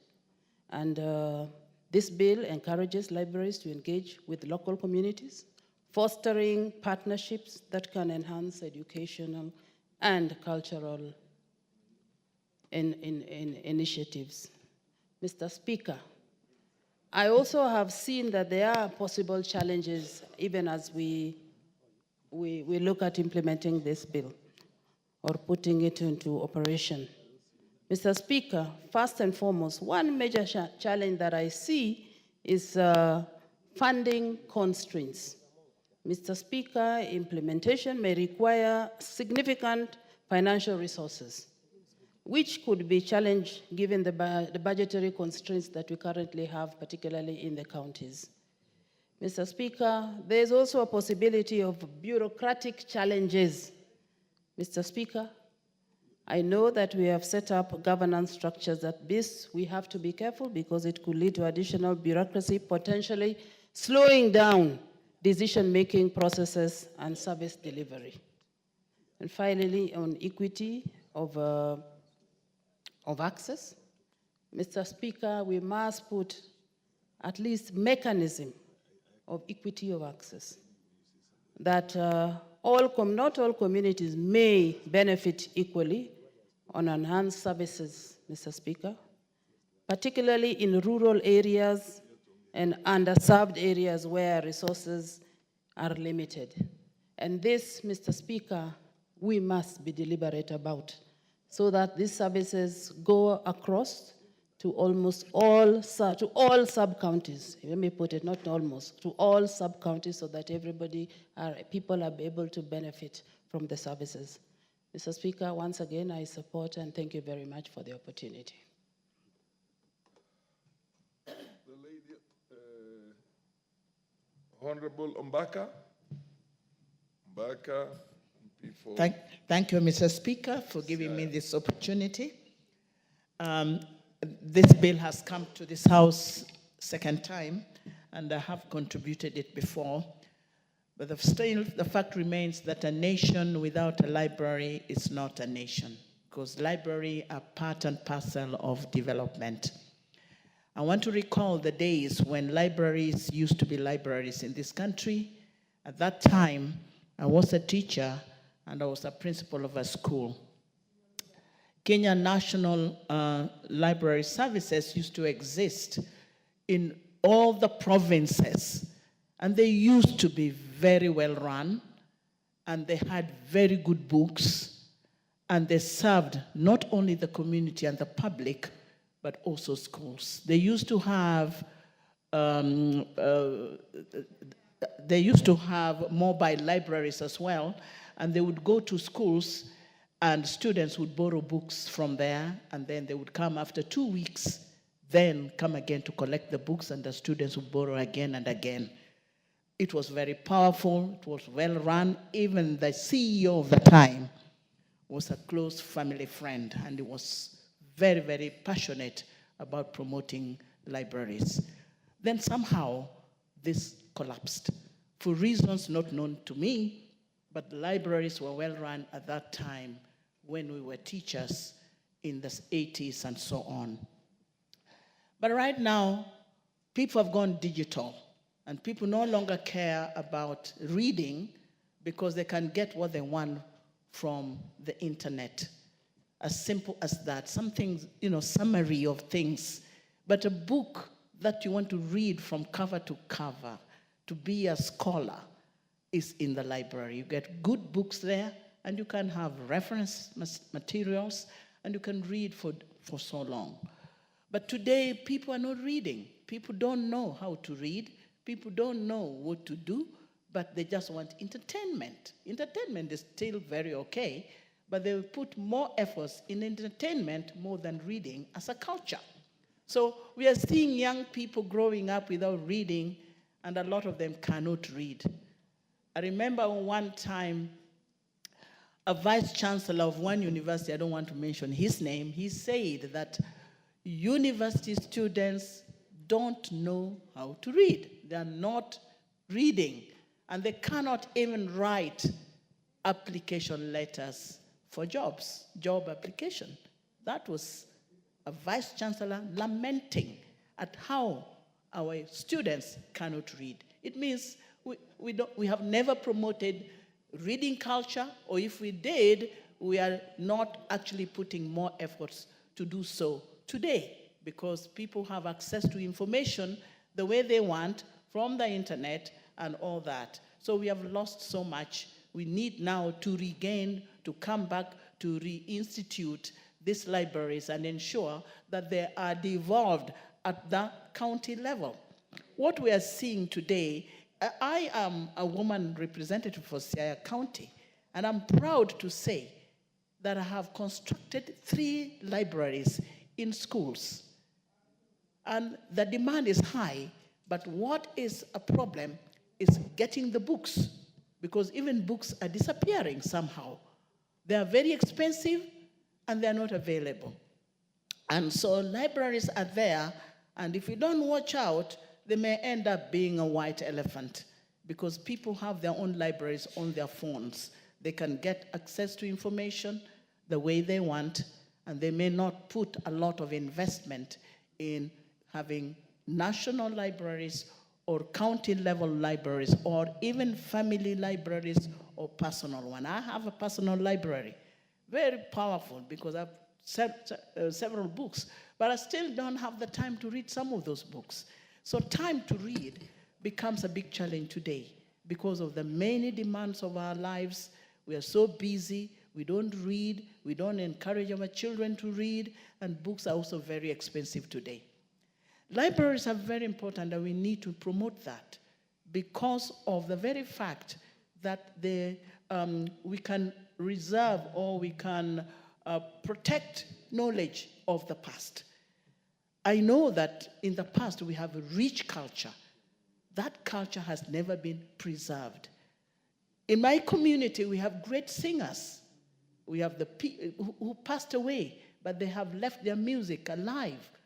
People like Kabasele, people like George Musiani. These are musicians who are thought about up to today, but we have no history about them. The music is there, but it's just here and there, but there's no documentation put together that generation upon generation will have access to. So it is important that as we think about improving our libraries, we need to go beyond just constructing buildings and say this is a library. What is inside that library is what matters today. Even if it's an old structure, let it be improved, but we need to put all manner of information that people require today. There are so many scholars who are looking for books for which are no longer there. Books are not being published, or if they are, we cannot get the ones we need at some time. You have to make references to them. You have to borrow them from other countries. I remember even when I was a student in UK, I was doing my thesis, and I needed a reference to a certain book where my supervisor insisted I must read. It was not available in that university. It had to be borrowed from another country in the nearby, and it had to take 2 weeks to arrive. So books are disappearing as well. So we need publishers. We need people who can write. So Millie Odhiambo has done a great thing. She has published a book. It's the way to do. I have published poetry. I'm a poet. It's only that you don't know, but I am a great poet, and I have a whole book of poetry that I have written, only that I've never shared it with so many people, but they are published worldwide. So I think we need to encourage reading culture and writing culture. Writing we are losing it. People are creative out there. In this country, we have every year schools that have music festivals, drama festivals. This is celebrated in this country year by year. Students travel all the way to come to Nairobi to contest and to sing and then end up with their music and songs not recorded, not preserved. For years we have had this. So we need to begin to assemble the resources that we have that will become part of our culture, that are preserved in the libraries that we are constructing today. So I think that so much should take place, and we need to improve the way we store information. In the Kenya National Library, if I still recall, was a huge section of children's reading library, a section for children, ECD, fantastic books, very nice music for children, very nice cartoon books for children, very nice little stories, folk tales, and so on for children. These are no longer there. And this is what we need to preserve. We need to get them.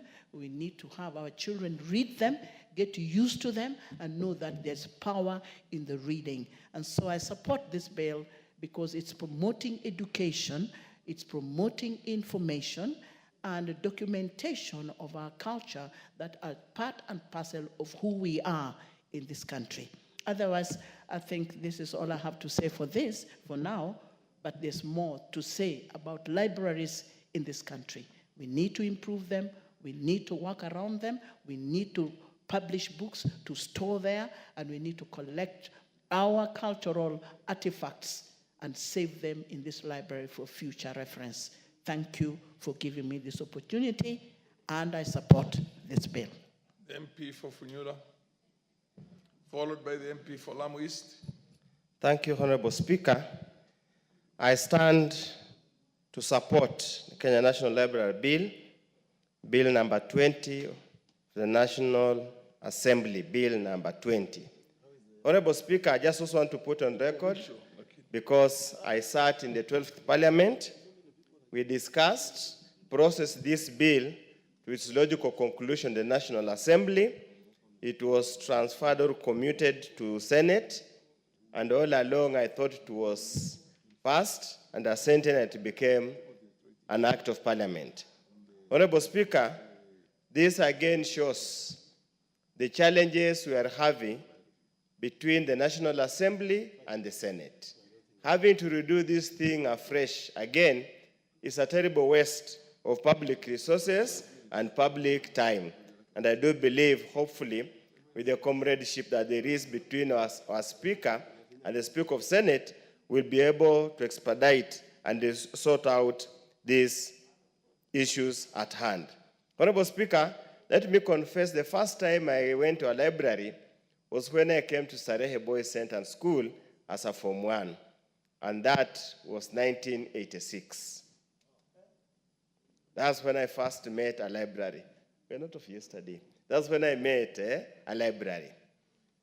Yes, we would have books in classroom given by the government then, but now to have a library where books were arranged in a line and in shelves, that was the first time. And since then, Honorable Speaker, I fell in love with books. And if there's anything I like doing whenever time allows, is to read. And if there's anything I commit all the time to do, it's always to read. So therefore, Honorable Speaker, again, when we went to universities, obviously the University of Nairobi, the others were small colleges then, we had libraries, Jomo Kenyatta Library, Memorial Library, plus the college libraries. All that I'm trying to say, Honorable Speaker, is that libraries are a repository of information. They're the source of knowledge. They provide everything. However, Honorable Speaker, again, when we bring our children, the National Library here in Upper Hill became an easy outing. If you are committed, you are going to work on Saturday or during school holidays, you drop them in the library, pay 20 shillings by then, let them go and study while you would go do other things. Honorable Speaker, even when we were doing our thesis, we would go to various libraries here. Macmillan Library was very good because it had some old literature that you could build your literature review over a period of time. Honestly, Honorable Speaker, the drafters of the new Constitution of 2010 had very noble ideas, but I still believe that they overloaded the counties without giving them adequate capacity, adequate political goodwill to enable them run these activities. Honorable Speaker, I know as part of the conditional grant for the last 2 to 3 financial year, the money that was reserved for National Library, some of it was taken to the counties. And of course, everybody will wonder, what has the counties done with that money? I also want to join my colleagues and tell the Kenyans, it is good to read because knowledge becomes stale over time. Whatever knowledge you learned in 1960s, 1970s, 1980s, 1990s, or even as late as during Corona, so many new developments have come up, you need to refresh yourself. So that's why we need to encourage the art of reading. And how do we encourage the art of reading? Is to have books, to have a central place where somebody can go sit down, read, or even so-called borrow a book, read and return it in exchange of another. When we were growing up, Honorable Speaker, we had a series of storybooks or fiction books. And fiction books expand your imagination. They push your thinking to the horizon, that things can happen that really cannot happen. And it's also good, improves vocabulary and diversity of language. Honorable Speaker, as we stand here today, it would seem so many things are changing. And I also want to echo what my colleagues have said and what my minority whip has said. Some of us are still stuck in the traditional days. I'm unable to proofread, I'm unable to read any document in soft copy. I prefer to have the hard copy so that I can read and feel, and cross-reference, it's far much better. But we must be alive to the fact that things have changed. With the virtual libraries, we literally all document, all books we require being found online. The question we need to keep on asking, do we still need physical buildings that we used to refer to as libraries? Do we need, even when we have libraries, do we need to have physical texts in those libraries, or do we need simply have a mainframe or a computer or a screen where somebody can simply access and read books? Honorable Speaker, I was having a discussion with one young guy who is currently doing his master's degree, and he was telling me somewhere that you can subscribe even an e-book for several days. Once that period elapses, then the book disappears. And it sets aside a way that you cannot download it. You cannot even screenshot. That's the kind of thinking we need to go towards. So I hope now the new body, the new services being proposed here will be a service that will embrace this new technology. And Honorable Speaker, we are also having so many community libraries, so many private libraries emerge all over. Personally, I have a fairly rich collection of books spanning very many generations, very many subjects in my house library. So whenever I'm stressed or something like that, I like just look at them and my stress evaporates. So Honorable Speaker, as I have said, we had gone through this bill, we had made amendments. Some of the amendments that were proposed had been carried, others have not been carried. And one more point that, Honorable Speaker, those who were around 1980s, after the 1982 coup, there was massive crackdown on dissidents and people who needed progressive change. And those people wrote very many wonderful documents, wonderful books, wonderful journals, wonderful newspapers.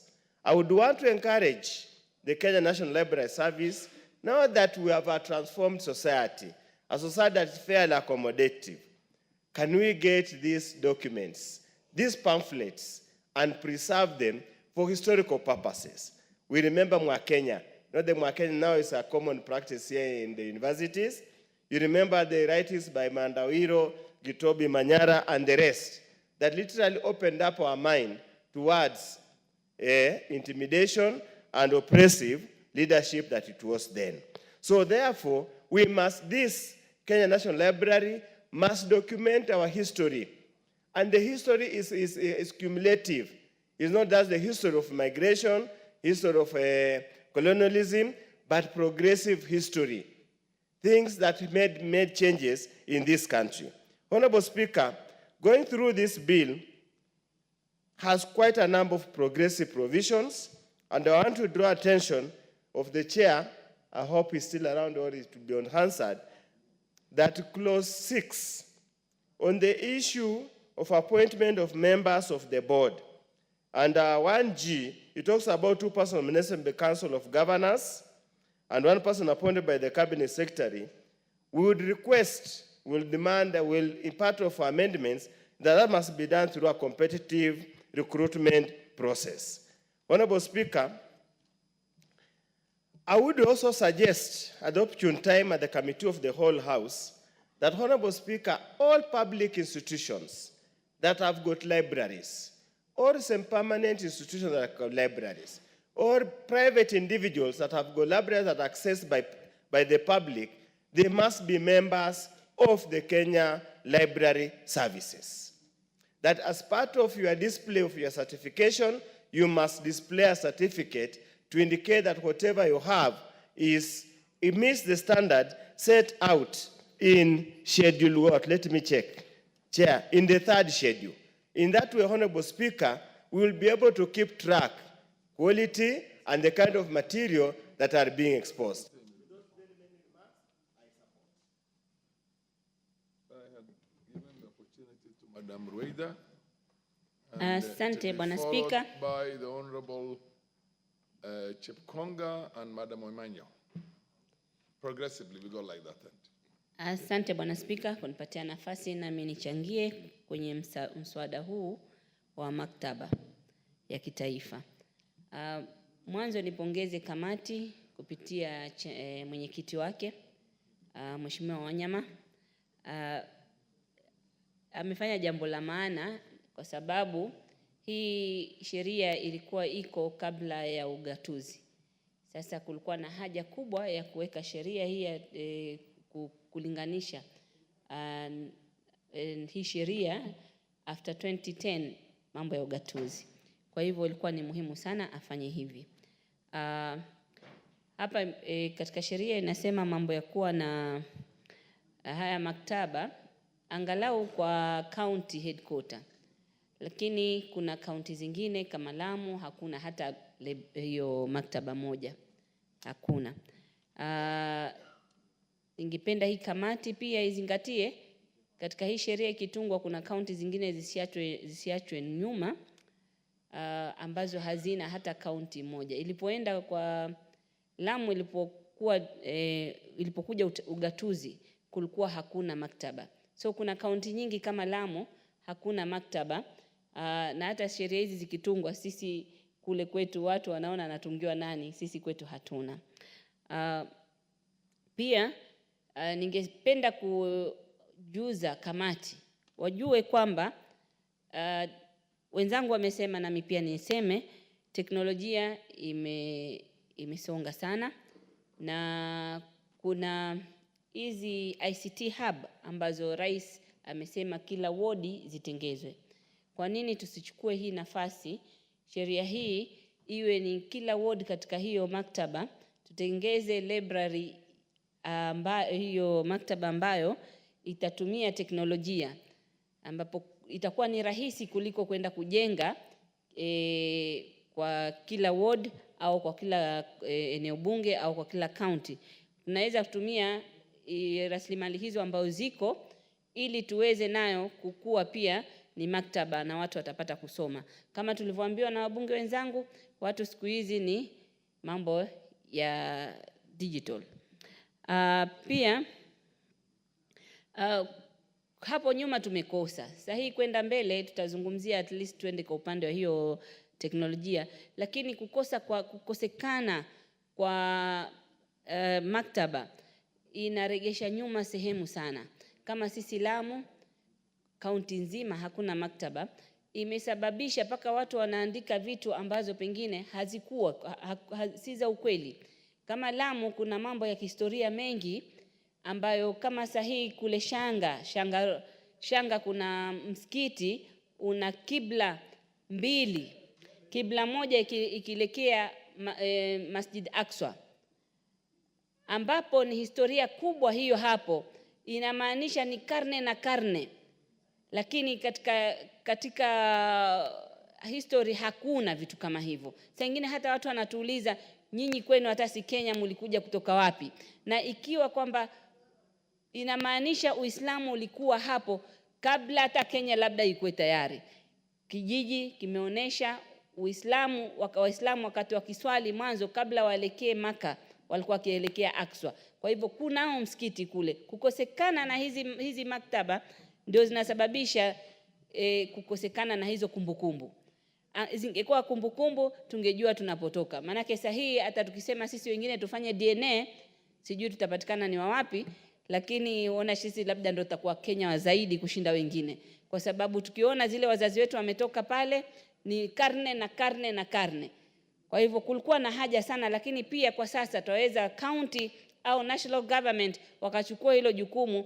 Pia kwa historia sisi tunataka kujua, manake kwa sababu inashangaza ni mambo haingiliki akilini. Kabila zote zikioana haitoki kabila ingine. Isipokuwa Mbajuni, history yake imeambiwa ni kwamba ati ni Mijikenda na Waarabu walioana ndio wakazaliwa Mbajuni. Na ambapo utaona Mkikuyu akioana na Mkamba haizaliwi kabila ingine. Akiona Mwarabu na wengine haizaliwi. Isipokuwa kwa Wabajuni imekuwa ati Mbajuni Mijikenda alipoolewa na Mwarabu alipokuja ndio ikapatikana Mbajuni. Inashangaza. Hizi history lazima zijulikane, na hizi history zingekuwa zimejulikana, ingekuwa ziko kwenye hizi hifadhi za maktaba zetu, ingelikuwa ni rahisi kujua mambo kama hayo. County ina jukumu, lakini national government yataka isukume. Hata kama ni upande wa policy iwe zinawekwa na national government. Enyewe hii kamati ina kazi ngumu zaidi. Kwa vile imezungumzia hii bili ni ya kamati ya michezo na haya makavazi. Nataka pia nichukue nafasi hii nizungumzie, waangalie mambo ya maktaba na mambo pia ya makavazi yaliyoko kwa Kenya yetu, ambayo ni kivivutio vya utalii na watu wafaidike. Sehemu kama Lamu kuna makavazi mengi na kuna sheria nyingi zimewekwa zinamgandamiza mwananchi anaishi Lamu. Kwa mfano nizungumzie Lamu Town. Lamu Town mbele pale kujenga pale kwa bahari, karibu na bahari, kuna sheria huwezi kujenga gorofa zaidi ya gorofa 3.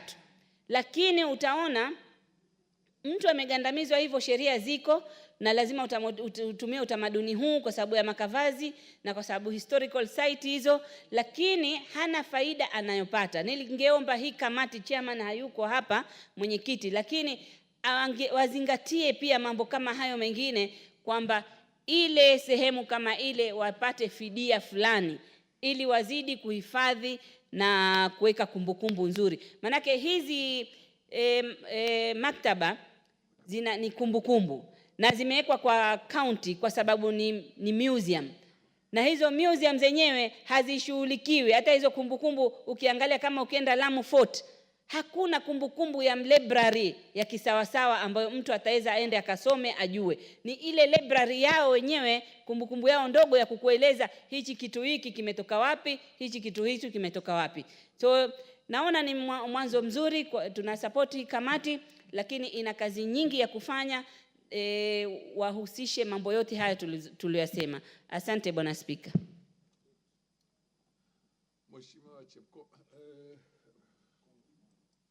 Mheshimiwa Chepkonga, uko na fursa sasa ya kuchangia. Thank you very much. Thank you very much, Mr. Speaker. Mr. Speaker, of course, you know what my very good friend Honorable Ruwaida, the language that she uses. You can be sure if I make that attempt, I'll be confused quarter way. So I'm better staying on the safe and well-trodden road, which is speaking in English. The one from Lamu, Mr. Speaker, is a little bit tricky, and it is murky for me.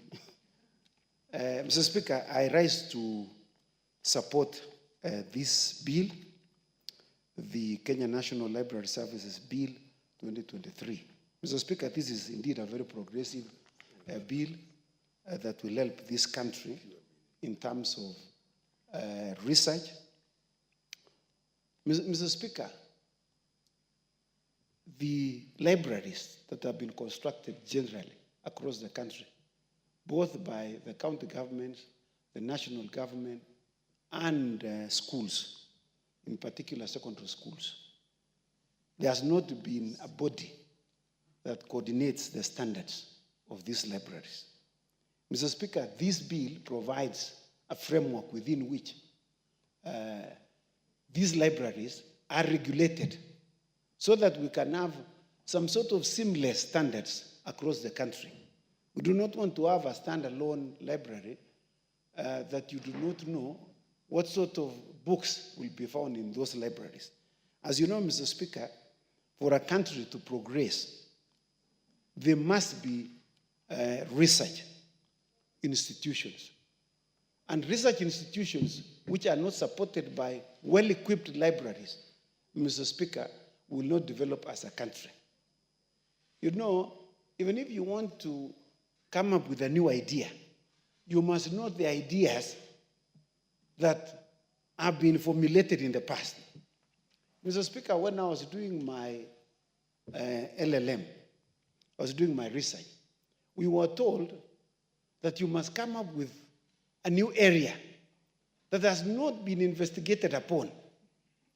And the only place you can find whether there's a new area that has not been investigated is to go to a library and find out what research has been undertaken by people that have gone before you, so that you do not repeat what someone else has done. The second thing that it does, Mr. Speaker, is that it will discourage what we call, people xeroxing or copying other people.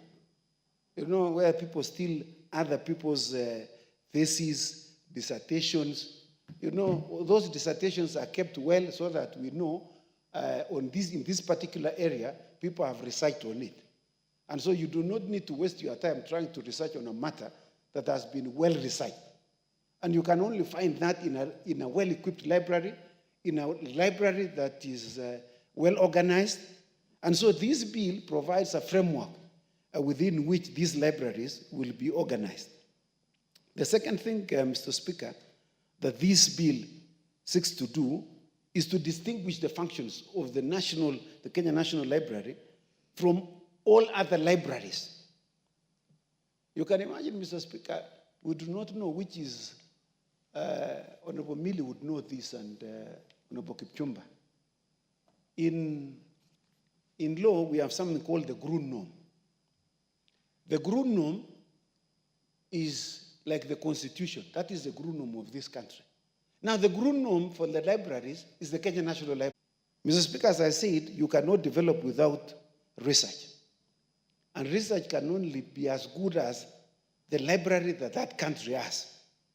I have visited a number of countries, and the last time when I was a commissioner with Parliamentary Service Commission, we visited Arkansas. When we went to Arkansas, we visited the Bill Clinton Library. Every president, I'm told, of the US has a library. So what we are seeking to do, Mr. Speaker, is also to borrow from the first world, where they have also very good libraries, where you can go, you go to Georgia, you will find the Jimmy Carter Library. You go to Illinois, you will find the Barack Obama Library. And those libraries I found very interesting, Mr. Speaker. It also has the vehicles that were last used by that president. It is taken to that library. When we went to Arkansas, I know people call it Arkansas. It's not called Arkansas, it's called Arkansas. In fact, they have passed a law on the pronunciation of Arkansas. If you say Arkansas, they tell you, no, it is wrong. It is pronounced Arkansas. So don't think, Mr. Speaker, that I am pretending to be speaking like an American. It is just that there is a law which was passed on the pronunciation of that particular city. And I found that the vehicle that was used by Bill Clinton when he was the president of the United States of America is in the library of Bill Clinton, the armored vehicle. In fact, when you leave as the American president, you leave with your vehicle and you take it to your library. It becomes part of the library of Bill Clinton. So, Mr. Speaker, there are very important functions that take place in libraries. And we want to encourage even presidents who retire in this country. We want to see the Uhuru Kenyatta Library, the Mwai Kibaki Library, the Daniel Moi Library. Don't start foundations. Foundations do not help anything. You are just reproducing our CDF, Mr. Speaker. We already have institutions that help in terms of giving bursaries to the less fortunate in the society. We want something that is distinctive, that distinguishes you from all other persons, so that we know you have written a book, you have books there, and you have good books where we can go there and we say we have gone to Daniel Aramoy Library to do our research. Then we know that we are advancing as a country. But just to have foundations, when you die, those foundations also collapse. Like the Moi Foundation. Mr. Speaker, it no longer exists, although it exists by name, but it has become moribund. But if it was a library, we would talk about the Daniel Aramoy Library. So, Mr. Speaker, I support this bill because it provides for an enabling framework within which people can come up with libraries and they can be regulated. You can borrow from the best libraries across the world. You can study them, like we do study tours. When we come here for the first time as members of parliament, we go on learning tours. So those are the things, Mr. Speaker, we need to learn from. And I like this, Mr. Speaker, that this bill contains in the third schedule, the Kenya Library Association guidelines. These are very important guidelines, Mr. Speaker, that will be developed as a result of the passage of this bill. And as you know, I'm the chair of the Justice and Legal Affairs. I will be very keen to look at these guidelines, how it is going to fit into this statute that has been passed, so that we can be able to operationalize this particular legislation. And we want to tell all those regulatory making bodies that they should not make regulations, give guidelines that which they do not bring them to this house. Like, for instance, today, Mr. Speaker, we were complaining about the Kenya Roads Board and KERA, who came up with guidelines, came up with rules. Those rules under the Statutory Instruments Act are supposed to have been brought to this house. In fact, people are struggling and saying, oh, they should not take that money to which account. Mr. Speaker, the question of budgeting is contained in Article 95 of the Constitution. Even courts themselves have no business purporting to say this money will move from the national government to the county government. They cannot take our role. The only institution which is mandated under the Constitution to budget is this house. And so, Mr. Speaker, I'm very happy that I see there's going to be a budget line, and we will give this library so that it can be well equipped for purposes of research. And so I support, and I want to thank you for the opportunity Mr. Speaker. The Honorable Omanya, and then followed by the MP for Marakwet West, and then Honorable John Gitonga. Thank you, Mr. Speaker. I happen to be one of the members in that committee, Sports Committee, chaired by Honorable Dan Wanyama. And this idea of having libraries devolved is among the best thing since sliced bread, because some of us who are raised in the remote areas, the rural areas, it was evident that even owning a textbook was only left for the haves. And those who have not depended on the blackboard, the notes that the teacher will put on the blackboard is what we would copy and go home to read. So we want these libraries not to be at the center of the county. I'm looking at the stretch that I serve as a women rep of Busia County. If you go to Budalangi, a student or a pupil who is thirsty to read and wants to read, who cannot afford $1 a day, 100 shillings a day, fare alone, coming from a place like Buluani in Budalangi to just go and read in Busia town, it will be a challenge. Maybe as a pupil or a student from a place in Teso North called Idomor, where, how do they even start? We need to have a motivating factor that when these libraries are finally put in place, they should go closer to the community. They should be put in the sub-counties where people can walk, because we are used to walking anyway.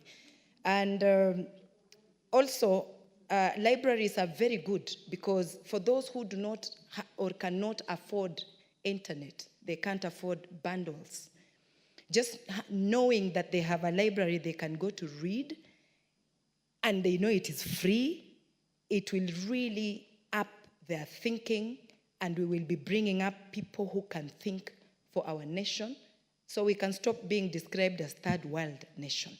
And it will be easy also for these students to search for implied meaning, like something that they can understand, because with a textbook, if you didn't have internet or bundles, you can read from the introduction of the topic, and then it unfolds to the body, to the conclusion. So accessibility is paramount, because bringing the libraries and putting them at the center of the county is like bringing them for cockroaches and rats to feast on the books, because we'll have very few people who will be accessing a library that is far away from everybody else. And when we bring such a resource closer to the community, it means that even those people or children who come from very poor families, from the low books, and they have notes, also access to. So a student from a village like Kosera in Teso South is reading what a student from Nairobi Academy, here in Nairobi, is also reading. So that way, knowledge will be like well spread, and it can be easier for every child, even in the rural setup, to come up with some creativity to bring forth a solution within our many issues or problems. And then also, we assume that everybody else can afford Android phones and can Google and get information easily. Some people have those phones, but they have never used, maybe afforded to have enough bundles to access information. So with these libraries, I think we will have more people that can be knowledgeable, and when people are not illiterate, then we start talking of literacy, which means it is easier to reason with somebody with knowledge than reasoning with somebody with little or limited knowledge. We have so many problems in Africa today where badly cultured people have been raised because they never had access to reading some of these things like SDGs. That's why you can easily hear a man calling a woman a prostitute, forgetting that it is also her mother who dared to be called a prostitute, to have given birth to her. So with libraries around, we'll have more civilized people, well-cultured, people who can see each other as important and not thinking others are half citizens to them, or maybe others are lower. So I think this devolved way of bringing this resource, a library, closer to the people is well, like long overdue. We should have it immediately if we want to talk about development, and literacy level should go even much higher, because where Kenya is since independence, we are old now. Because once you are above 60, you are a senior citizen. So Kenya should be among the nations in Africa or the world that has really eaten good years. Thank you, Mr. Speaker. The Honorable MP for Marakwet West. Thank you, Honorable Speaker, for giving an opportunity to contribute on this very important bill. Honorable Speaker, from the onset, I thank the committee led by Dan Wanyama for this bill that will be able now to set up a legislation that will be able to run national library services in this country. Honorable Speaker, under the fourth schedule of the Constitution of Kenya, Part 4, Part 2, Paragraph 4F, it is very clear that library services is a devolved function. But, Honorable Speaker, this bill has gone further to define what is a national library and what is a public library. Honorable Speaker, under the section on definition, it has defined a public library to mean a library established, maintained, and managed by a county, non-governmental organization, community, or private person which is open to members of the public. So, Honorable Speaker, it is clear now, because there was no distinction, because when the Constitution said that libraries is a devolved function, there was no clear definition as to what constitutes a national library and a public library. But now this legislation has been able to have a clear cut as to what falls within which category. Honorable Speaker, this is a very, very important legislation, because libraries in this country have been run in an haphazard manner. The current legislation operating is what you call Cap 225, the Kenya National Services Board. So, Honorable Speaker, this now legislation will give a clear guideline on how national libraries will be able to be managed in this country. Honorable Speaker, so in effect, this law will now be able to repeal Cap 225. The last time the Cap 225, remember, Cap 225 was enacted in 1965, was amended in 1967, and finally in 2007, meaning that when we passed the Constitution of 2010, that act has not been amended to reflect devolution under the 2010 Constitution. Honorable Speaker, the other challenge that we have is that we have a bill, the County Library Service Bill, which is now pending before the Senate. So even Senate has to fast track, because as we speak, we do not have a uniform legislation governing the running of devolved libraries in this country, because that bill is still pending before the Senate of the Republic of Kenya. Honorable Speaker, I've done the statistics. Only 33 counties in this country have public libraries, meaning we have 14 counties in this country that do not have a public library. That is a challenge that county government should take up, because that is a devolved function and they should be able to set up those libraries. Honorable Speaker, I have read the report of the committee. We must carefully look for a way to address the conflict, because ideally, if you look at this, if you read the Constitution critically and purposively, you will realize that actually this function is devolved. It is just that we are trying to find a way to be able to take care of the national libraries. But ideally, these national libraries, actually libraries is devolved. So we must find a way of resolving a conflict in case there is a question as to interpretation. Remember, Honorable Speaker, under Article 191 of the Constitution, it says when a function is devolved and there is a conflict as to which legislation is superior, then if that function is devolved, then the national, the county law takes precedence over the national law if that function is devolved. So we must find a way of resolving a conflict if it arises. So, Honorable Speaker, I rise to support this bill, and as I sit down, I wish to thank the Honorable Millie Mabona for the wonderful book that she has written, Rig or Be Rigged, and she goes into the memories of this country, just like the renowned Chinua Achebe. Honorable Speaker, there is something good in writing a book. Even myself, when I retire, I must capture what I've learned in this parliament through a book.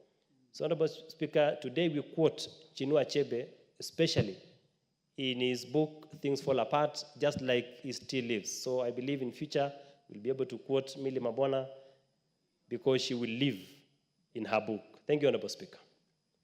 MP for Manyata.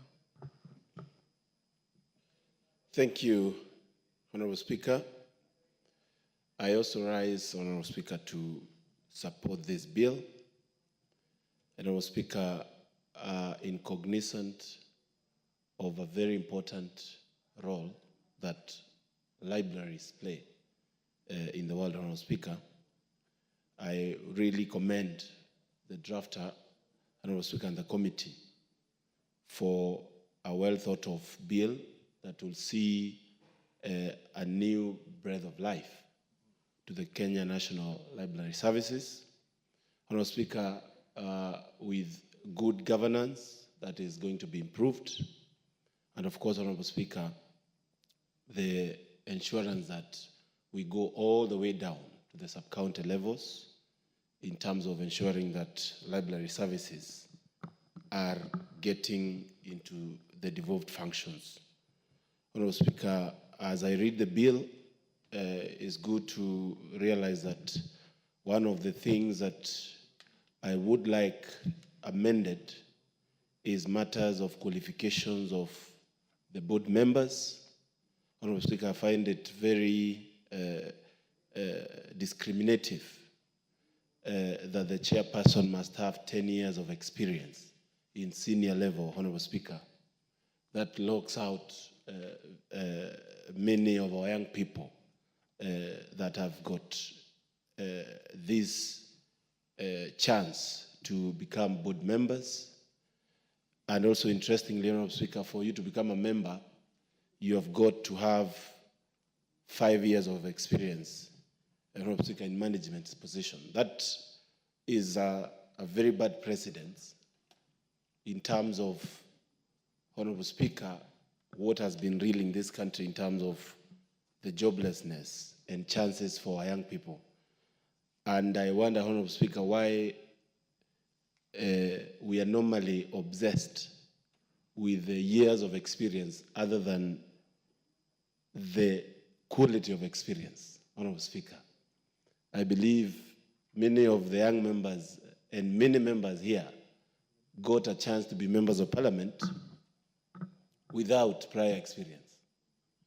And Honorable Speaker, yes, it improves on matters to do with leadership and solution solving issues, but I believe it is not fair to put it in the law that such things are supposed to be checked. Honorable Speaker, we will be checking, and I hope it gets into hazard that we need to check on such issues. Honorable Speaker, I interact a lot with the library, the government library in Embu, my constituency, Honorable Speaker, and they have come to visit me very many times.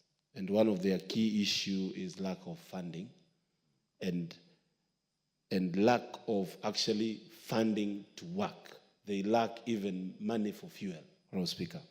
While we are talking about ensuring that our national libraries work, it is important that the budget line that is given, Honorable Speaker, is not only in papers, but also becomes something that we take serious. And Honorable Speaker, I believe libraries are actually a pertinent matter, as it has been indicated in by many speakers, Honorable Speaker, that if we don't work on looking at how people can go back to books, Honorable Speaker, we are going to have a country of people who are not thinkers, and even, Honorable Speaker, people who are not writers.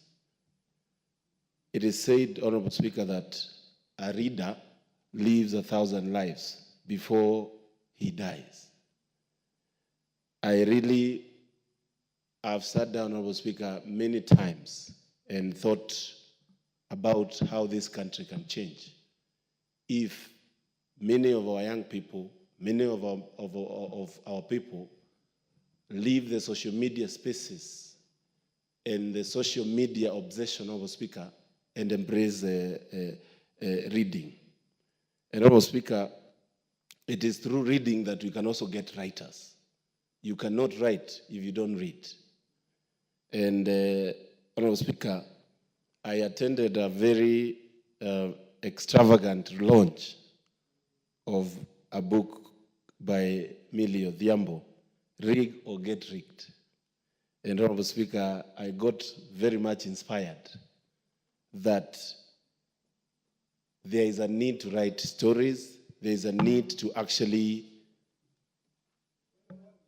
Yes, what's your point? Hang on a minute. What's your point of order, Honorable Chepkonga?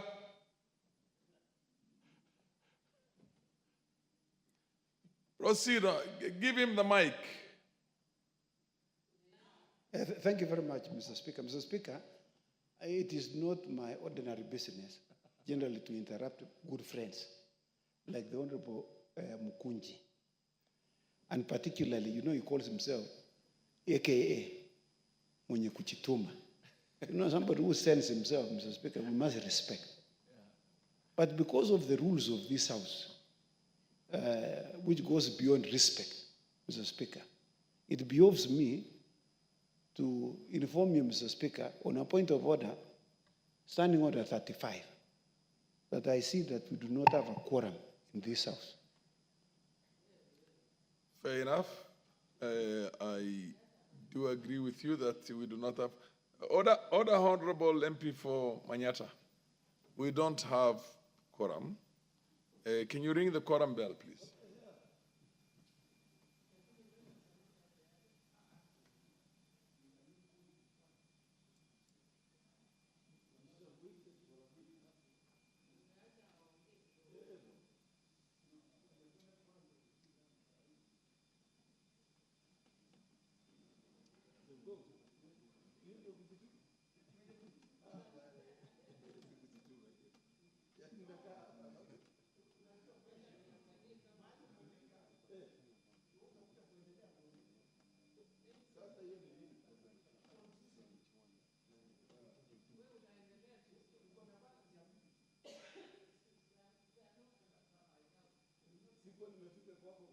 Order the Honorable Millie Odhiambo when the... Oh, she's a whip. Proceed. Proceed. Proceed. Proceed. Proceed.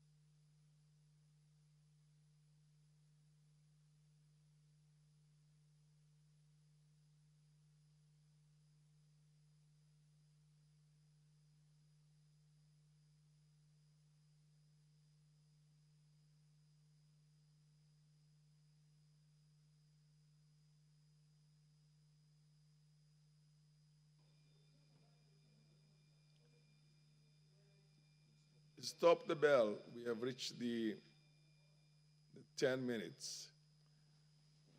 Honorable members, there being no quorum, I want to tell the Honorable Mukunji MP for Manyata that you still have 6 minutes when this debate comes up next week, sometimes next week. Honorable members, the time being 7:01 and 38 seconds. This House stands adjourned until Tuesday, the 15th of October, the year 2024 at 2:30 p.m.